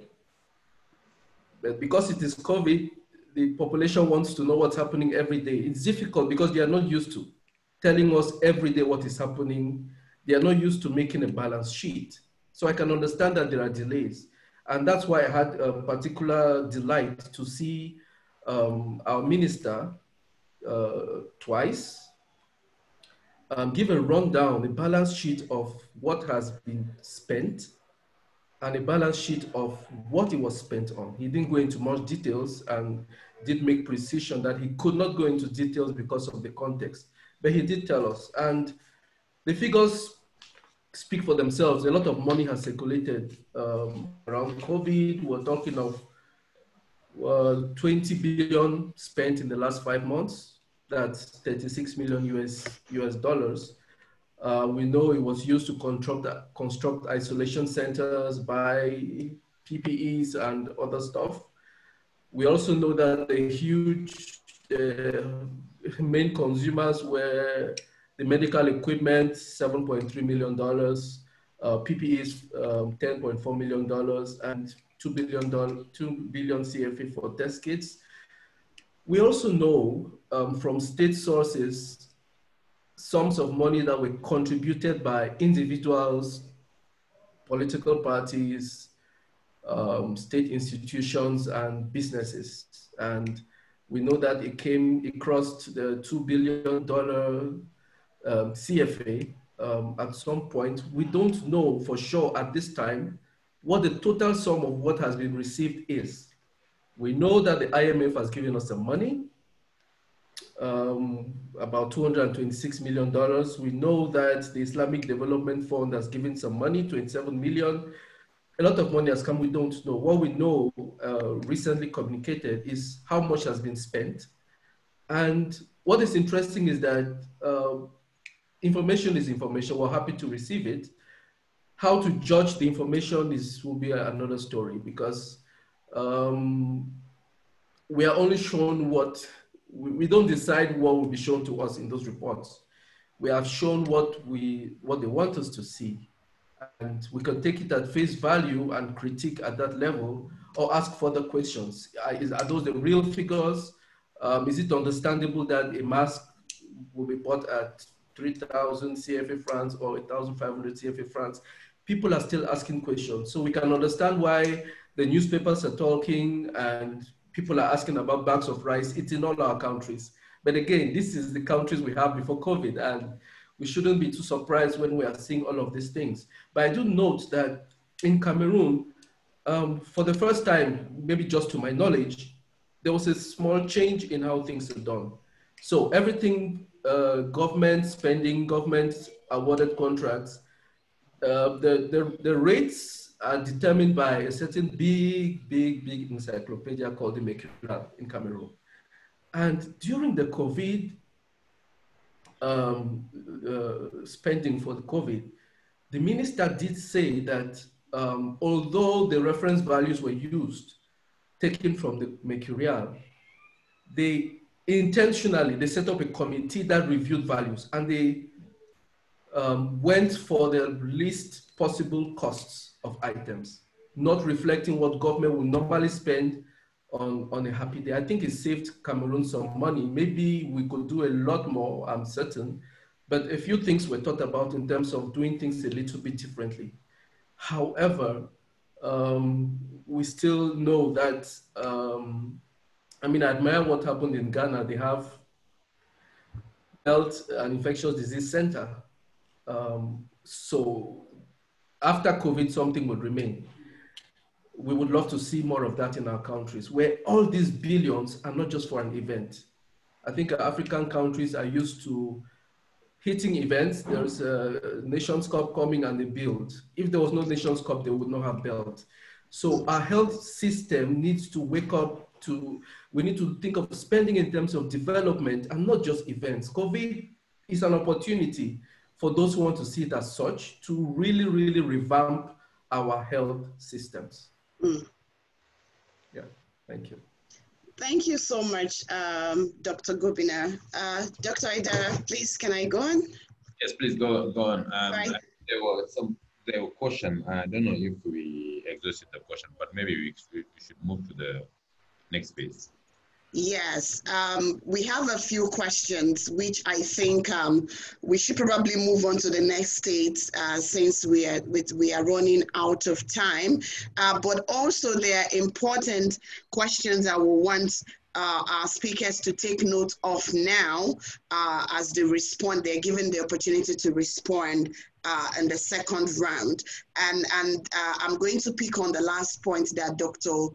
Gobina and I think Dr. Idara mentioned during his opening remarks. Yes, we have what we call Abuja Declaration on funding our health sector, which talks about each country's on the continent actually investing 15% of its GDP on health, and this has not been the case. The last time I had opportunity to work in health-related projects, no country has actually met that. I think Nigeria was like 3 to 6%, Ghana was 8%, staggering and all of that. So the question is, we have all this money, which we don't really know the actual amount, except for what Senyo shared with us for Ghana. The information around how the monies were mobilized, who gave what. I know at some point, the Lagos State of Nigeria tried to publish who has given as little as $1. I remember saying that. But a few weeks later, everything fizzled out and government is not really interested in giving us this detail. So it's our responsibility to ask. The question I want the speakers, and I think every one of us to prepare is, how are we responding currently? And thank God, we seem to be winning the case against COVID. It's either we are not testing as much as we used to, or indeed, to the surprise of everyone, the West, the East, and the North, Africa is winning the fight against COVID. Where are we expecting our government to divert this morning? I mean, left to me, I would say whatever amount is left after they have published this information should be redirected to developing our health sector, because we can see so many isolation centers closing up because we have fewer cases, or the cases are not even coming up. And the second point is, the second question I want to ask is, what exactly are we demanding from our government with regards to strengthening the national fiscal accountability system? And because at the end of this conversation, we're going to come up with a policy brief that goes to all these respective government institutions, agencies, actors, and so on. So it's an opportunity for us to make direct demand on how we want to tackle the issue of mismanagement, corruption, non-accountability, non-transparency that has taken over our governance, our system. So I want us to note those two important questions. Maybe just to run, to give Senyo the last 2 minutes to speak. Before I come to that, I'm looking, there's a particular hand that's been up since, and I really want to take that person just so he knows that the name says Sharif. If you can make your point in 1 minute, I know your hand has been up for over 40 minutes, and I'd really like to honor that. Sharif, if you are there, I hope the hand was not raised in error. Sharif, Cherif. If you are there, you can unmute yourself and speak. Otherwise, I would like to invite the speaker to continue. Okay, I guess Sharif is not ready to speak at the moment. So, Senyo. Si, je suis prêt. Je suis prêt. D'accord. Je voulais juste... Voilà.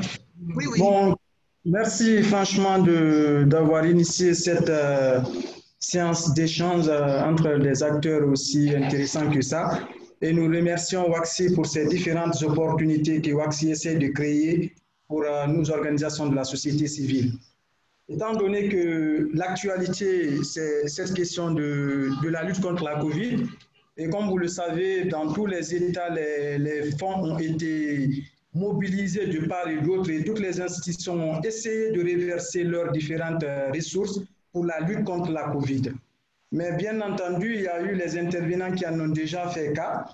La gestion de ces ressources ont causé assez d'ennuis parce qu'à un moment donné, les organisations de la société civile se sont senties un peu écartées de la mise en œuvre, de la mise en exécution dans le cadre de la lutte contre cette pandémie. C'est-à-dire, toutes les ressources intéressantes qui ont été mobilisées, les différents gouvernements de nos différents États ont essayé de mettre en place des structures pour pouvoir lutter contre cela. Alors que dans toutes les sociétés, nous savons que les organisations de la société civile ont des rôles primordiaux à jouer dans ces genres de catastrophes naturelles. Parce que moi, je peux le considérer comme catastrophe naturelle, dans la mesure où c'est une pandémie qui a affecté toute l'humanité. Donc, c'est une guerre où la société civile devrait être la pierre angulaire dans le cadre de la lutte et dans le cadre du contrôle, du suivi indépendant surtout de ces ressources mobilisées. Nous, en République de Guinée, il y a eu la question de ces fonds qui ont été mobilisés. L'État en a parlé des mesures d'urgence sanitaire qui allaient... OK, donc je voudrais à cet effet savoir, puisque je pense que toutes ces personnes qui ont intervenu aussi connaissent un peu le cas de la Guinée peut-être. Est-ce que pour le cas spécifique de la Guinée, les institutions se sont intéressées par rapport à la mise en place des mécanismes de contrôle des financements qui ont été octroyés à la Guinée? Si oui, quels ont été ces mécanismes? Parce que nous, on n'en a pas connaissance de ces mécanismes jusqu'à aujourd'hui. Merci d'avance pour cette opportunité. Okay. Thank you so much. Okay, off. Thank you so much for that submission and questions put together. Another question I have just before we go round the speakers once again because of our time. Okay, so first of all, Senyo had shared the website for the National Trust Fund .covid19.gov.gh, and then for the private fund, www.ghanacovid19fund.com. I mean, this is transparency, so you can go to this website to get all the information on the funding facility that Senyo and team manage. Yeah, so the last, another question I would like to add to the previous two before we go around our speakers once again is if we indeed think, I mean, in your submissions, we were able to recall where the different relief funding, funds came from. We had from IMF, we have from WHO, we have from African Development Bank. I didn't hear anything about ECOWAS. And as it is in our tradition as WAXI, we feel in everything that we do as civil society, as West African citizens, there is always a role for ECOWAS. I've heard on many platforms that ECOWAS has the best of text for everything, even before SDG were wrapped up and produced and the one ran with it. ECOWAS had the different component of SDG captured in the ECOWAS Vision 2020 and all of that. In your last thoughts as we go around, what do you think ECOWAS can do, or what should ECOWAS be doing in terms of strengthening the accountability mechanism? I mean, we have the ECOWAS protocol on good governance, democracy and development. What role should ECOWAS be doing in ensuring that the accountability leadership mechanism of the respective member states are followed through? What role, what will be your contribution on that? So if we may start with Senyo, I hope he's still with us. Has Senyo left? Okay, I guess Senyo is no longer with us. Okay, that's fine.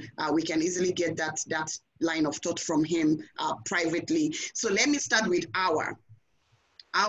So we have 3 questions and we would like your thoughts on those questions very quickly. If you can do it in 2 minutes, that would be great. Okay, thank you. So can you mute if you're speaking English, can you just off your interpretation? Actually, it's on mute, it's off. I don't understand why there is an echo. So when you're currently speaking English and they are interpreting in French, when you switch to French, you need to off, I'm not sure of how it works, but I know it's something, so just off it and then speak in a language you prefer. Oui, c'est off, c'est bizarre, mais c'est off même pendant mon intervention précédente. J'espère que ça va là et qu'il n'y a plus d'écho. Non, juste assez rapidement, hein, je pense que pour les priorités, pour le restant de l'argent, déjà, il faut que l'exercice de redevabilité soit fait.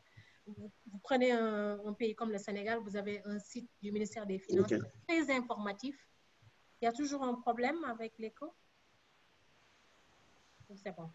OK. Qui est très informatif. Yes, there is, I mean, not echo, but I'm hearing the 2 languages at the same time. So should I then take the French and see? I mean, they are it's fine, so please continue. Voilà, donc, mais il faut cet exercice de redevabilité là, c'est important. Donner les informations aux citoyens sur les fonds, le niveau de mobilisation, les bénéficiaires, ce qui a été annoncé qui va être fait. Effectivement, ils ont dit, le gouvernement du Sénégal a annoncé la publication d'un livre blanc, on l'attend, sur l'utilisation de force COVID, on l'attend, mais c'est important. Mais pour les secteurs prioritaires, hein, moi je dirais renforcer nos systèmes de santé, on n'en parlera jamais assez, les autres panélistes en ont parlé, et investir dans des industries pharmaceutiques locales pour réduire notre dépendance vis-à-vis de l'extérieur. Et ici, Omolara, tu parlais de la CEDEAO, je pense que la CEDEAO est très attendue et malheureusement n'a pas été assez entendue sur la coordination de la réponse de nos États face à la pandémie.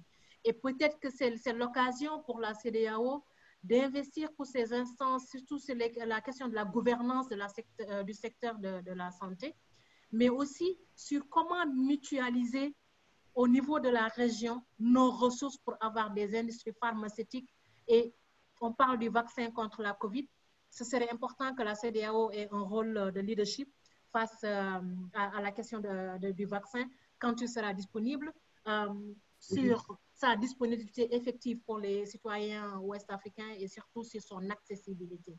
Le leadership de la CEDEAO est vraiment, on en a besoin.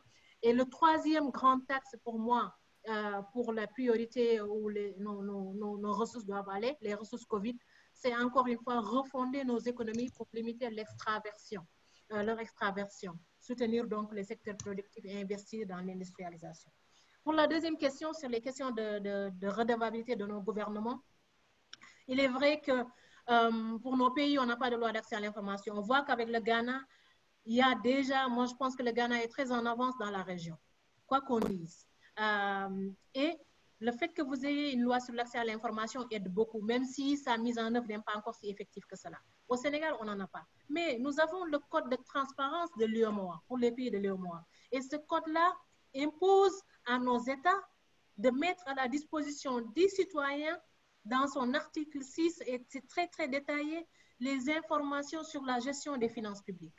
Et il suffit que l'UEMOA, pour nos États, respectent les lois, les dispositions juridiques qui les régissent pour que justement beaucoup de ces problèmes-là soient résolus. Enfin, par rapport, bon, je reviens à ECOWAS, je pense que j'ai répondu en répondant à la première question pour ECOWAS. Pour le reste, je pense qu'il faut investir dans la société civile. Et aussi, ATEL, dans notre réponse sur la pandémie, dans nos interventions, nous avons beaucoup investi dans le soutien à la société civile pour justement mettre en place des plateformes et des mécanismes de demande de redevabilité des gouvernances sur l'utilisation, sur la réponse, mais aussi sur l'utilisation des fonds COVID. Donc, vous allez voir sûrement dans un avenir très proche des actions très concrètes qui sont menées par les sociétés civiles des pays dans lesquels nous intervenons. Voilà. Yeah.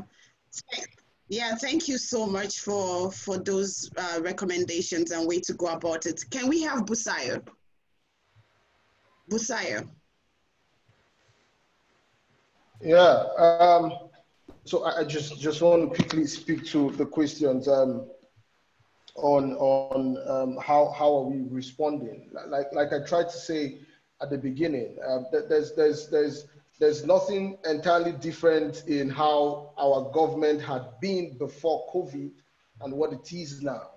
We have an opportunity to change the narratives, but unfortunately, from the perspective of Nigeria and from the actions and inactions of government in Nigeria, it's almost the same. It seems like we've almost not learned any lessons, right? Commitments are made. Talk is cheap, but the action that backs up the commitment, is what some of us are looking up to. And like I said, citizens must see themselves in the driving wheel of governance as much as possible, because it must take the active collaboration of government and citizens to be able to make any level of success or progress, right? Now, in Nigeria, there's a general distrust for government. So we still have people till tomorrow that didn't believe there was COVID-19 in Nigeria. Now, I really do not want to place the blame on the people, but I want to look at how that the government has deliberately put itself in that position where nobody can trust them, to the point where when it even comes to health emergencies, citizens do not care. I heard someone during the lockdown says he rather dies on the street, instead of to die of hunger. He rather dies on the street of COVID. That's if there's COVID at all. So we need to balance that trust deficit, between governments and citizens. Now, hate it or love it, we've always been on the forefront of demanding fiscal accountability, right? Because it's part of the reasons why citizens do not trust government. So government comes out with crazy budgets every year, spending, trillions of naira on the budgeting system, and you discover that at the end, it's either money is not released to the critical sectors, or the funds that are released are siphoned by the collaboration of the civil servants, and the politicians, and the contractors who come from the private sector. Senyo was talking about the private sector, and I laughed, because I see it as a collaboration, as a gang-up. We're not going to stop talking. We're not going to stop engaging. But like what I said, is that we must bring in citizens into this discussion. I am tired of seeing myself and my organization on TV. I want to see the voices of people in marginalized communities speak about what they suffer and how that they can drive the process of creating a solution, because we need that mass anger, that collective anger, to be able to drive the level of change we want to drive in the system. Now, lastly, talking about relief funds, right? A whole lot of relief funds came in. I mean, I spoke about COVID. I think COVID is like what Senyo is doing in Ghana. Now, COVID is a conglomeration of a whole lot of reputable business people, from Dangote to the $10 of this world, and they're providing food aid. I mean, they provided various emergency isolation centers. But moving away from COVID, can we convert that energy into creating sustainable health facilities, that can be able to withstand any emergency that comes in even, 10, 20, 30, 40, 50 years from now? I think that should be the thinking. And this is where I think government has failed, because I don't know, we have something with planning in this country, and it's quite sad, and I feel very terrible that I'm talking about my country this way, but it's just the truth. We have to emphasize the need for government to think, ahead into the future. If there's an emergency in the next 100 years, are we capable enough, or can we begin to create structures to be able to absorb, and fix that issue? Then lastly, speaking about the ECOWAS, I think the ECOWAS is more terrible than my country, Nigeria. I think the ECOWAS do not have any use again. I think the need of ECOWAS is long overdue. If we cannot revamp ECOWAS, I think we should do away with it. And I'll be one of the first people to move for the motion for Nigeria to leave the ECOWAS when the need arises. Because in our emergency period, when we had over 2 million internal displaced people in this country, and I didn't see anything from ECOWAS. The only thing we see is we go to ECOWAS court and we get injunctions from ECOWAS court and we come back to Nigeria, those decisions of ECOWAS court aren't even strong enough to bind. I understand international relations and how this system works, but I think the ECOWAS has overstayed its welcome. If it's not going to be revamped, then it should be done away with. Thank you. All right, thank you so much, Busayo. As usual, that was quite passionate. And before I go to Linda, there is a comment, a comment from one of our colleagues joining from Kenya. So we have people joining from across the world, this conversation. And she has listed a lot of money, all over $2 million, huge shillings, Kenyan shillings, about $2 million were also mobilized, said to have been mobilized by the Kenyan government. And yes, the cases are getting worse. And of course, according to her, just recently, I think last week or so, the medical doctors in Kenya just went on strike. So talking about COVID money, leadership, governance, accountability, and transparency. So that's a similar situation in a sister country outside West Africa. And yes, you raised a point, Busayo, which whilst Linda and Dr. Gomina are fine-tuning their thoughts, you raised a point about ECOWAS not doing nothing. We have been on this platform a couple of times where ECOWAS has said their intervention to COVID, be it monetarily, material or whatever, is from the West Africa Health Organization, WAHO. It's a shame that we could not get someone from WAHO to be on this platform. We hope in the next series, we'll be talking about something that WAHO can actively participate in terms of how ECOWAS has used WAHO to really intervene during this COVID. Thank you so much again, Busayo. Linda, you have 2 minutes. Linda, great. Okay, so then let me start off with the website issue. I want to inform everybody on this platform that that website is not easily found on Google. What does it mean? Its search engine has not been updated, so you don't easily find it. And we are talking about transparency and accountability issues, please. Secondly, it is not secured. It's a government website, then it's not secured. So any kind of information can go in there and out of that place. And that is what we are talking about. I couldn't find it. We couldn't find it until we got the address from here. And that is quite problematic, and we have to talk about it. When it comes to what government should do with the resources, that is, if any is left, which I doubt. But then, in case we have any money left, I would want to say, I think Hawa mentioned that we should be looking at getting the immunization for Africa and for us, so that before we actually move on, the next time we know COVID-19 is in, we're already secured and we're already protected and we're not all going to be infected. Secondly, in my country, Ghana, our governments are good at promising. And not too long ago, I had the president and the government in general promising building about 88 district hospitals. And I know some sword cutting and stuff has begun, but seriously, it cannot be done before December or next year. It will not be. So then if any resources are we ever getting more money left, then we should be pushing it in the development of the health sector infrastructure. And secondly, also supporting the needy when it comes to securing health insurance benefits. Many people are in the country who cannot actually even get the small amount of money to process to get registered on health insurance. So if any monies are left, we should be thinking about these 3 things: infrastructure development for the health sector, helping the less privileged, and also getting immunization for us in the country and also and that is a matter that ECOWAS should be interested in.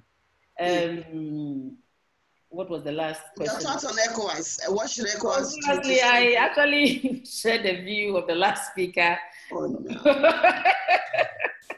I shared the view of the last speaker. Forgive me, when it comes to these regional bodies, I am also of the same opinion that then if whatever policies and plans that we put together cannot even be implemented, then I can't think of anything new for us. Seriously, if governments have their own procurement policies and laws and implementation are slow, and ECOWAS has its own protocols and they're not being enforced, then seriously, I may have to go back and think again and come and give you a response. But I share the opinion of the last speaker that this is a subject matter we have to move away from ECOWAS.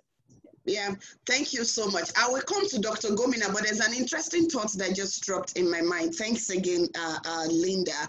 I know how quickly, and I followed Nigeria and Ghana. I mean, I'm Nigerian, but of course, I've been adopted in Ghana for so many years, and I'm very Pan-African at heart. You know, Senegal is where I eat the original jollof rice. So let's Nigeria and Ghana should just keep quiet when this conversation is concerned, you know. So I noticed the pace at which the private sector were willing to donate to government when this whole conversation started. And I followed that of Nigeria very quickly. But it was difficult to see private sector, private foundations, the Dangote and the likes, contributing to what civil society was doing. And I want to use Ghana as an example. When we started mobilizing the COVID-19 fund for Ghana, it was really civil society and individuals. I stand to be corrected. So I think Busayo talked a lot about trust deficit and all of that. Are we saying that the private sector also do not have trust in civil society to invest into what we are doing? And this is really our niche. We provide a lot of social services, responding to social problem and all of that. That just dropped in my mind.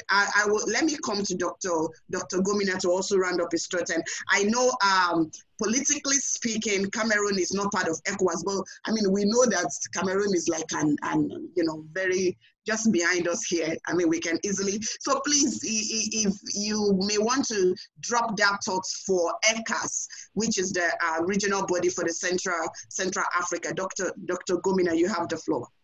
Thank you very much. Permit me begin with what happens with the funds. Whatever fund will be left, if it will be left, any will be left.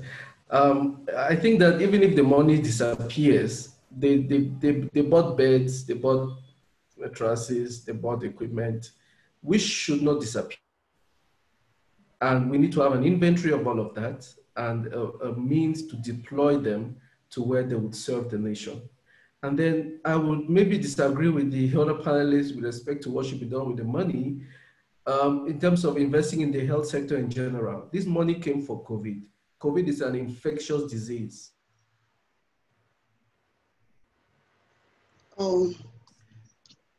That has paralyzed the entire world. Okay. And this money, the intention of this money was to save the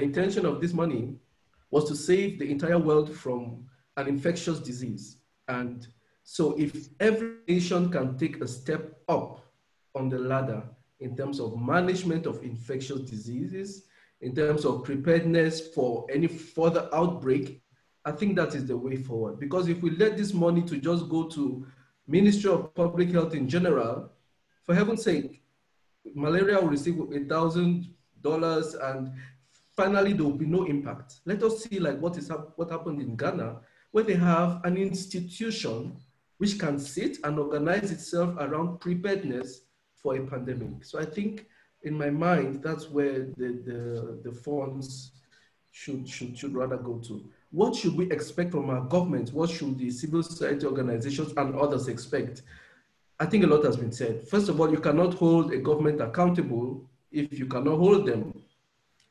Some governments don't have handles for you to hold them. You can speak and speak, and they are either not listening or they are listening and they have the power and the authority to ignore you. And so we need to go a little bit beyond just talking, beyond just making our voices heard. We need to start to think about getting involved in policy making. If it's through the political system in your nation or otherwise, get to where you can sit on the table that takes a decision and possibly something can change. These people have their ears on other matters, I think. Cameroon has, yes, I'm not too certain that that is the way. Sleeping organizations have been created for creation's sake, to me, a lot of them. Some of them have well-written objectives, but at the heart of it, they were being created because let's discover what we can do as an organization. And nothing gets done or little gets done. And but they will justify a budget to meet. We need to start to go towards the barest minimum for effectiveness to push the African continent forward. It may not be so many thousand organizations, no.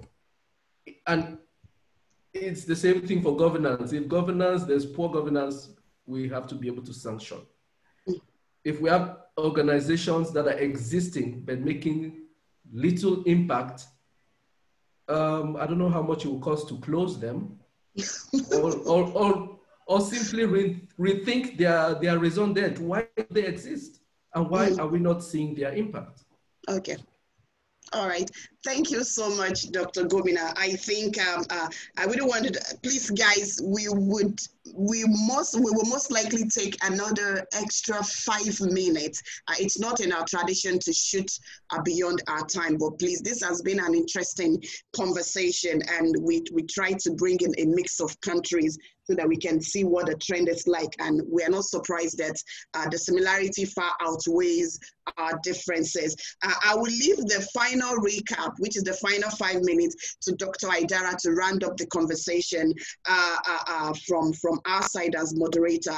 But just one last sentences, for each speakers. I see Linda would like to say one thing, and then Sayo is back. Sayo is going to give one last, statement on this COVID relief fund, government management or mismanagement, transparency, and all of that. What will be your parting words? So before I give the final opportunity to Dr. Aidara to close this conversation. Linda, you can start first. Thank you very much. I must say that at the beginning, I said government has shown a lot of leadership when it came to mobilizing resources for fighting COVID-19. So that's what the government has done very well. But unfortunately, government has not shown so much leadership when it came to accountability. And for that matter, going into an election like we have here in Ghana, and it's only that's the time that government listens to us. And my colleague from Nigeria has talked about citizens' participation alone. I would want to say if accountability does not come from the top down, then we should be using this issue as an election issue in Ghana. Seriously, we should be demanding any way how possible that government should respond and provide answers and accountability so far as the funding is concerned. And then if government refuses, citizens should use this one as a campaign tool. And I'm sure. Thank you so much, Linda. Sayo, your parting words. Well, I don't know if I'll say my party, but let me answer your last one, which the governor touched on. About the private sector, you're wondering why Dangote is not probably spending as much on CSOs and all the good work you guys do. Look, it's as simple as this.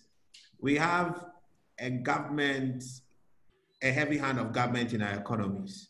Businessmen are always out there looking for, all kinds of exploitative opportunities out of politicians. And when things like this happen, they find it easier because of political favors and some kind of image with the powers that be, than to spend time on people like you who will be talking and helping with policy analysis, which private sector needs but don't do. All right, it's the orientation. We have a chiefdom orientation in this part of Africa, where everybody has to, suck up to some big man somewhere and let the person take care of everybody, because it's the only way that you can be successful. That orientation must change and realize that the power is not with those people who are representing the people, but it's really with the people. And it's the people we should be serving. And that is what it is. With our fund, for example, it was much easier for people to go and donate to the government fund than to donate to us. We had to be a bit more creative to be able to attract funding even to our fund. Even though people knew we had a better governance system, we had a better transparent system, people were thinking of what political favors they can get out of making a donation to the government fund. All right, and who again is that people? It is us, the same citizens of the state. And that's why we need to fix our orientation and take advantage of this to let people realize that COVID is an equalizer.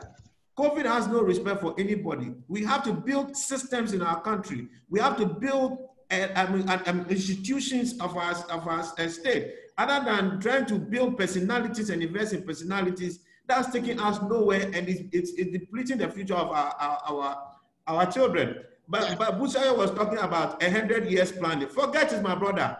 The question you should ask, in the next 20 years or the next 25 years, What will be the job market like?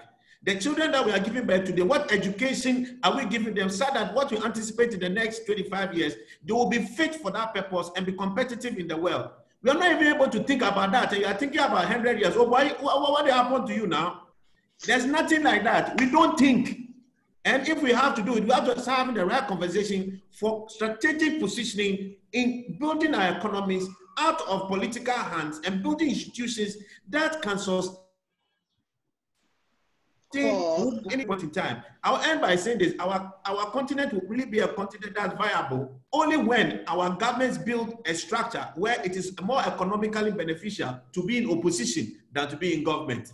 Thank you. Yeah. Thank you so much, Senyo. You know, the passion with which you speak, I'm asking, what is he doing in business? I mean, this guy should be here. He should be on the other side of the table, but I think it's fine. It's always exciting when we have this kind of ideas coming from the private sector. And then, you know, when we engage the three sector, private, government, and civil society, at least we have like minds to engage. Thank you so much for that thought. Awa, what would be your final? Alors, moi je dirais que je suis d'accord avec Boussaïo. Il faut qu'on investisse, et avec tous les autres d'ailleurs, la redevabilité, elle ne viendra pas de par le haut, c'est par le bas, dans la demande. Comment éduquer les citoyens, comment inculquer la culture de demande de redevabilité? Que le bien public, c'est le bien de, c'est le bien de tout le monde. Ce sont mes francs, ce sont les taxes que nous payons. L'État nous doit de rendre compte. Malheureusement, ce qu'on observe, c'est que nos pays, aujourd'hui, quand je préparais ce panel, toutes les informations que j'ai eues, je l'ai eu dans les sites web des partenaires techniques et financiers, entre guillemets. Parce que l'État, la plupart des informations que j'ai reçues, c'est le document que le Sénégal a présenté au niveau de la BAD pour avoir un financement. Et dans ce document-là, l'État parle de monitoring, de suivi évaluation, tout simplement parce que nos États se sentent plus redevables vis-à-vis de ces institutions que vis-à-vis de leurs citoyens. Alors, comment armer nos citoyens? Comment les éduquer? Comment les rendre plus exigeants? Je pense que Linda a dit qu'il faut qu'on utilise ça pendant les élections. C'est-à-dire qu'il faut que tout ce que nous faisons sur l'élection, sur le renforcement du rôle du Parlement, sur la lutte contre la corruption, tout se tient. Comment avoir dans nos interventions une cohérence d'ensemble pour comprendre quand on parle de gouvernance, quand on parle d'état de droit, tout se tient. Et pour cela aussi, est-ce que la société civile ne doit pas mieux faire pour avoir des interventions plus cohérentes? Parce que moi, je dirais encore que le Ghana est un exemple. Quand la société civile travaille de concert, quand on mutualise les ressources, quand on mutualise l'approche, quand on agit en privilégiant d'abord les données, agir avec de l'évidence, la recherche, le plaidoyer avec l'évidence, fact-based evidence, ça aide à mieux crédibiliser le travail, ça renforce le message et ça donne des bases solides pour que les citoyens qui n'ont plus confiance aux gouvernants sachent qu'ils ne doivent pas démissionner. Même si nous n'avons pas confiance en nos gouvernants, nous n'avons pas confiance aux politiques, ça ne veut pas dire que nous devons démissionner. Parce que l'affaire publique, c'est notre affaire. Nous n'avons que nos pays, nous n'avons que nos États, nous n'avons que nos économies. C'est à nous de prendre en compte nos économies, c'est à nous de prendre en compte la gestion des affaires publiques et c'est par l'action de tout un chacun d'entre nous. Personne ne le fera à notre place. Okay, thank you so much, Awa. That was a long one, but I thought it was quite insightful. We couldn't have missed that. I think I have to call on Ronald, right? Ronald, you haven't given your final, or you have? Okay. Don't worry, I'm getting old, so I forget this thing sometimes. I think Ronald has. All right, thank you so much. Please, colleagues, give me just 2 minutes to invite. I'm really it's going to be a surprise to him. So I have in the room a board member, WAX's board member, who is a former ambassador. We call him ambassador. Now, to pronounce his name, which is, I hope he does not fire me. Okay, so we have in the room Ambassador Kenya. Hello? I'm sorry, sir. I've been rehearsing the name before I called it. I can see Hello, he Lara. just joined the room, and he's been watching from Facebook, and he felt that our comments on ECOWAS is quite tough, and he acknowledges the fact that the comments are valid because there's been huge information gap between ECOWAS and the people. Ambassador, if you would like to take the floor now, I think we will be happy to listen to you for a few minutes before Dr. Aidara runs up the meeting. Please, are you there? Hello, Lara. He was following from Facebook. I don't think Ambassador William Awinado Kenyarige. Hello, Lara. Can you hear me? I guess maybe it's not. Okay.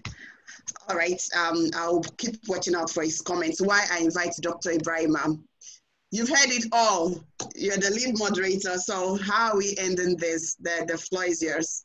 Thank you, Omo, and thank you all for your active participation. It seemed like Ambassador was watching from Facebook, so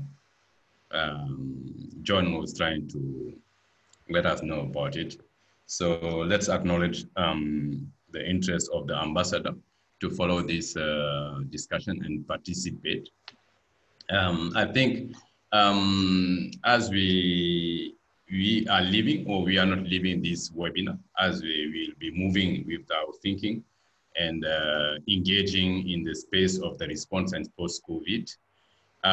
We do acknowledge that there were some kind of leadership from our government at the onset of this pandemic, and they were in almost all our country, and they were kind of plan to respond to the emergency and in the post-COVID, and to mobilize a certain level of resources, both internally and externally.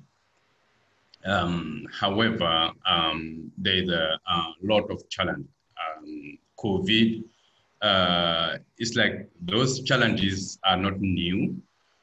Particularly related to access to information, related to transparency and accountability, but COVID has revealed the extent, the scope of these challenges, because the government raised money and they have kind of the monopoly of making public policy, and they can exclude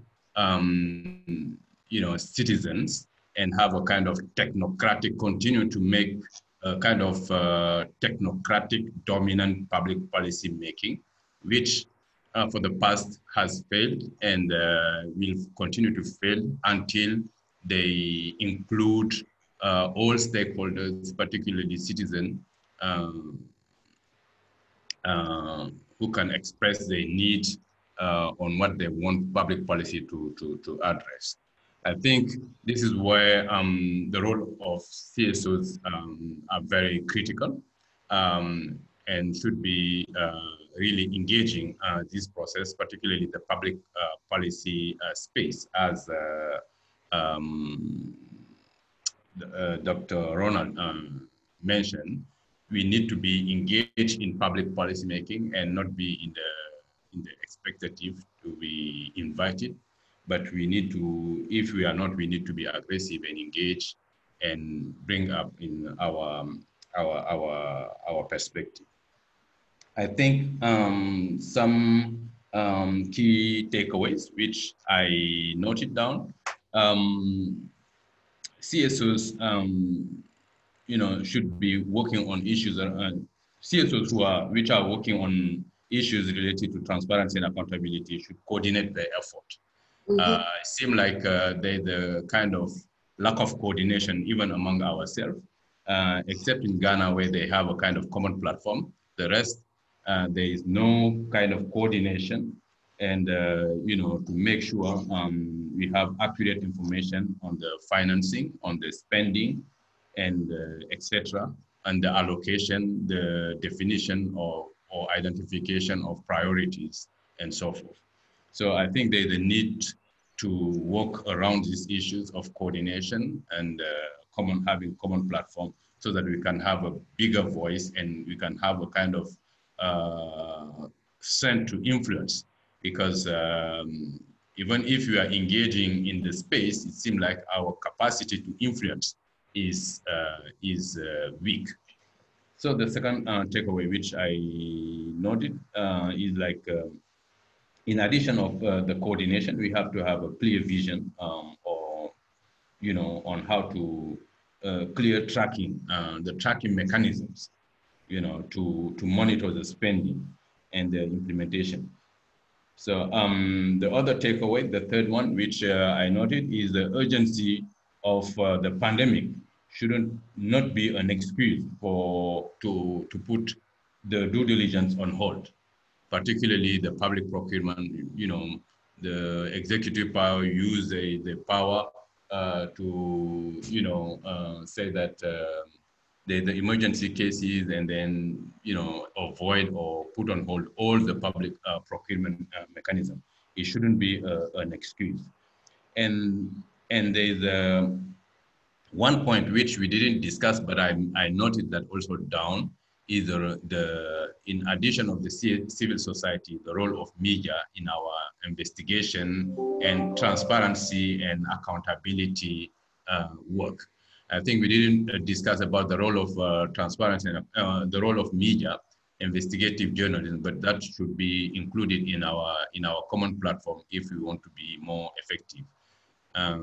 The almost last is from our colleague Busayo. I think I pronounced it well now. Is how to empower citizens, how to empower the community, and to increase the demand side of the accountability. We've been working a lot on the supply side and supporting the freedom of information law passing implementation, and we've seen a very little result. And I think, as Busa was saying, we need to see some level of mass anger, the demand side of the accountability, to put pressure on duty bearers to really account for what they have been, Lastly, I'll finish up on this point, is the relationship with the private sector, which I think need to be built up. We were assuming before Senio came back that maybe the same trust challenge between citizen and government is we have the same trust challenge between also private sector and citizen, but apparently it's not the case. It seems like there is more collusion aspect than everything. Why private sector is giving money to government and rather to CSOs or generally to citizens. So this is what I capture from our discussion. I think I thank you all, and particularly the Omo and the team of WAXI for putting this great panel together, and continue sharing information, knowledge, and I think that will help us to really shape our engagement in this complex space of transparency and accountability in the public resource management. Thank you very much. I think, Omo, you have back the floor, and please, I give you the power to close. Thank you so much, sir. Thank you, Dr. Aidara Ibrahima, the Deputy Executive Director of Open Society Initiative for West Africa. Osiwa joining us live from Dakar, Senegal. Thank you. Thanks to all the speakers. Awa who is the country director for Osiwa Senegal, Linda Ofori, the executive director of Ghana Integrity Initiative, Dr. Ronald Gobina. Now, Doctor, I need to read the name of your organization again. You see all this, the other ones, it is we know ourselves, like we say in Nigeria. So Dr. Gobina is a nephrologist and director of the COVID-19 Task Force, Dennis and Lenora Florentier Foundation, and Nkafu Policy Institute in Cameroon. And then Busayo Oluwadamilari Murakio is the Community Engagement Manager. I follow the money at Connected Development in Nigeria. So from Nigeria, Cameroon, Senegal, and Ghana, we say thank you to all the participants for your questions and colleagues who joined us from across the globe, especially I saw 2 people from Kenya. Thank you for joining this conversation. Dr. Aidara, we thank you so much for co-moderating this section for us. We're going to put all the stats and insights you have shared together, and we'll be sharing with you in a couple of weeks what we have made of it into a policy brief, and then you can begin to engage with your respective government. One takeaway for me, finally, is that we need to use the right to information that we have all, we have signed in our respective countries to make demand for information with regards to this for COVID relief funding. And I support Linda in using whatever taxes is available to get whatever information that we want from our duty bearers.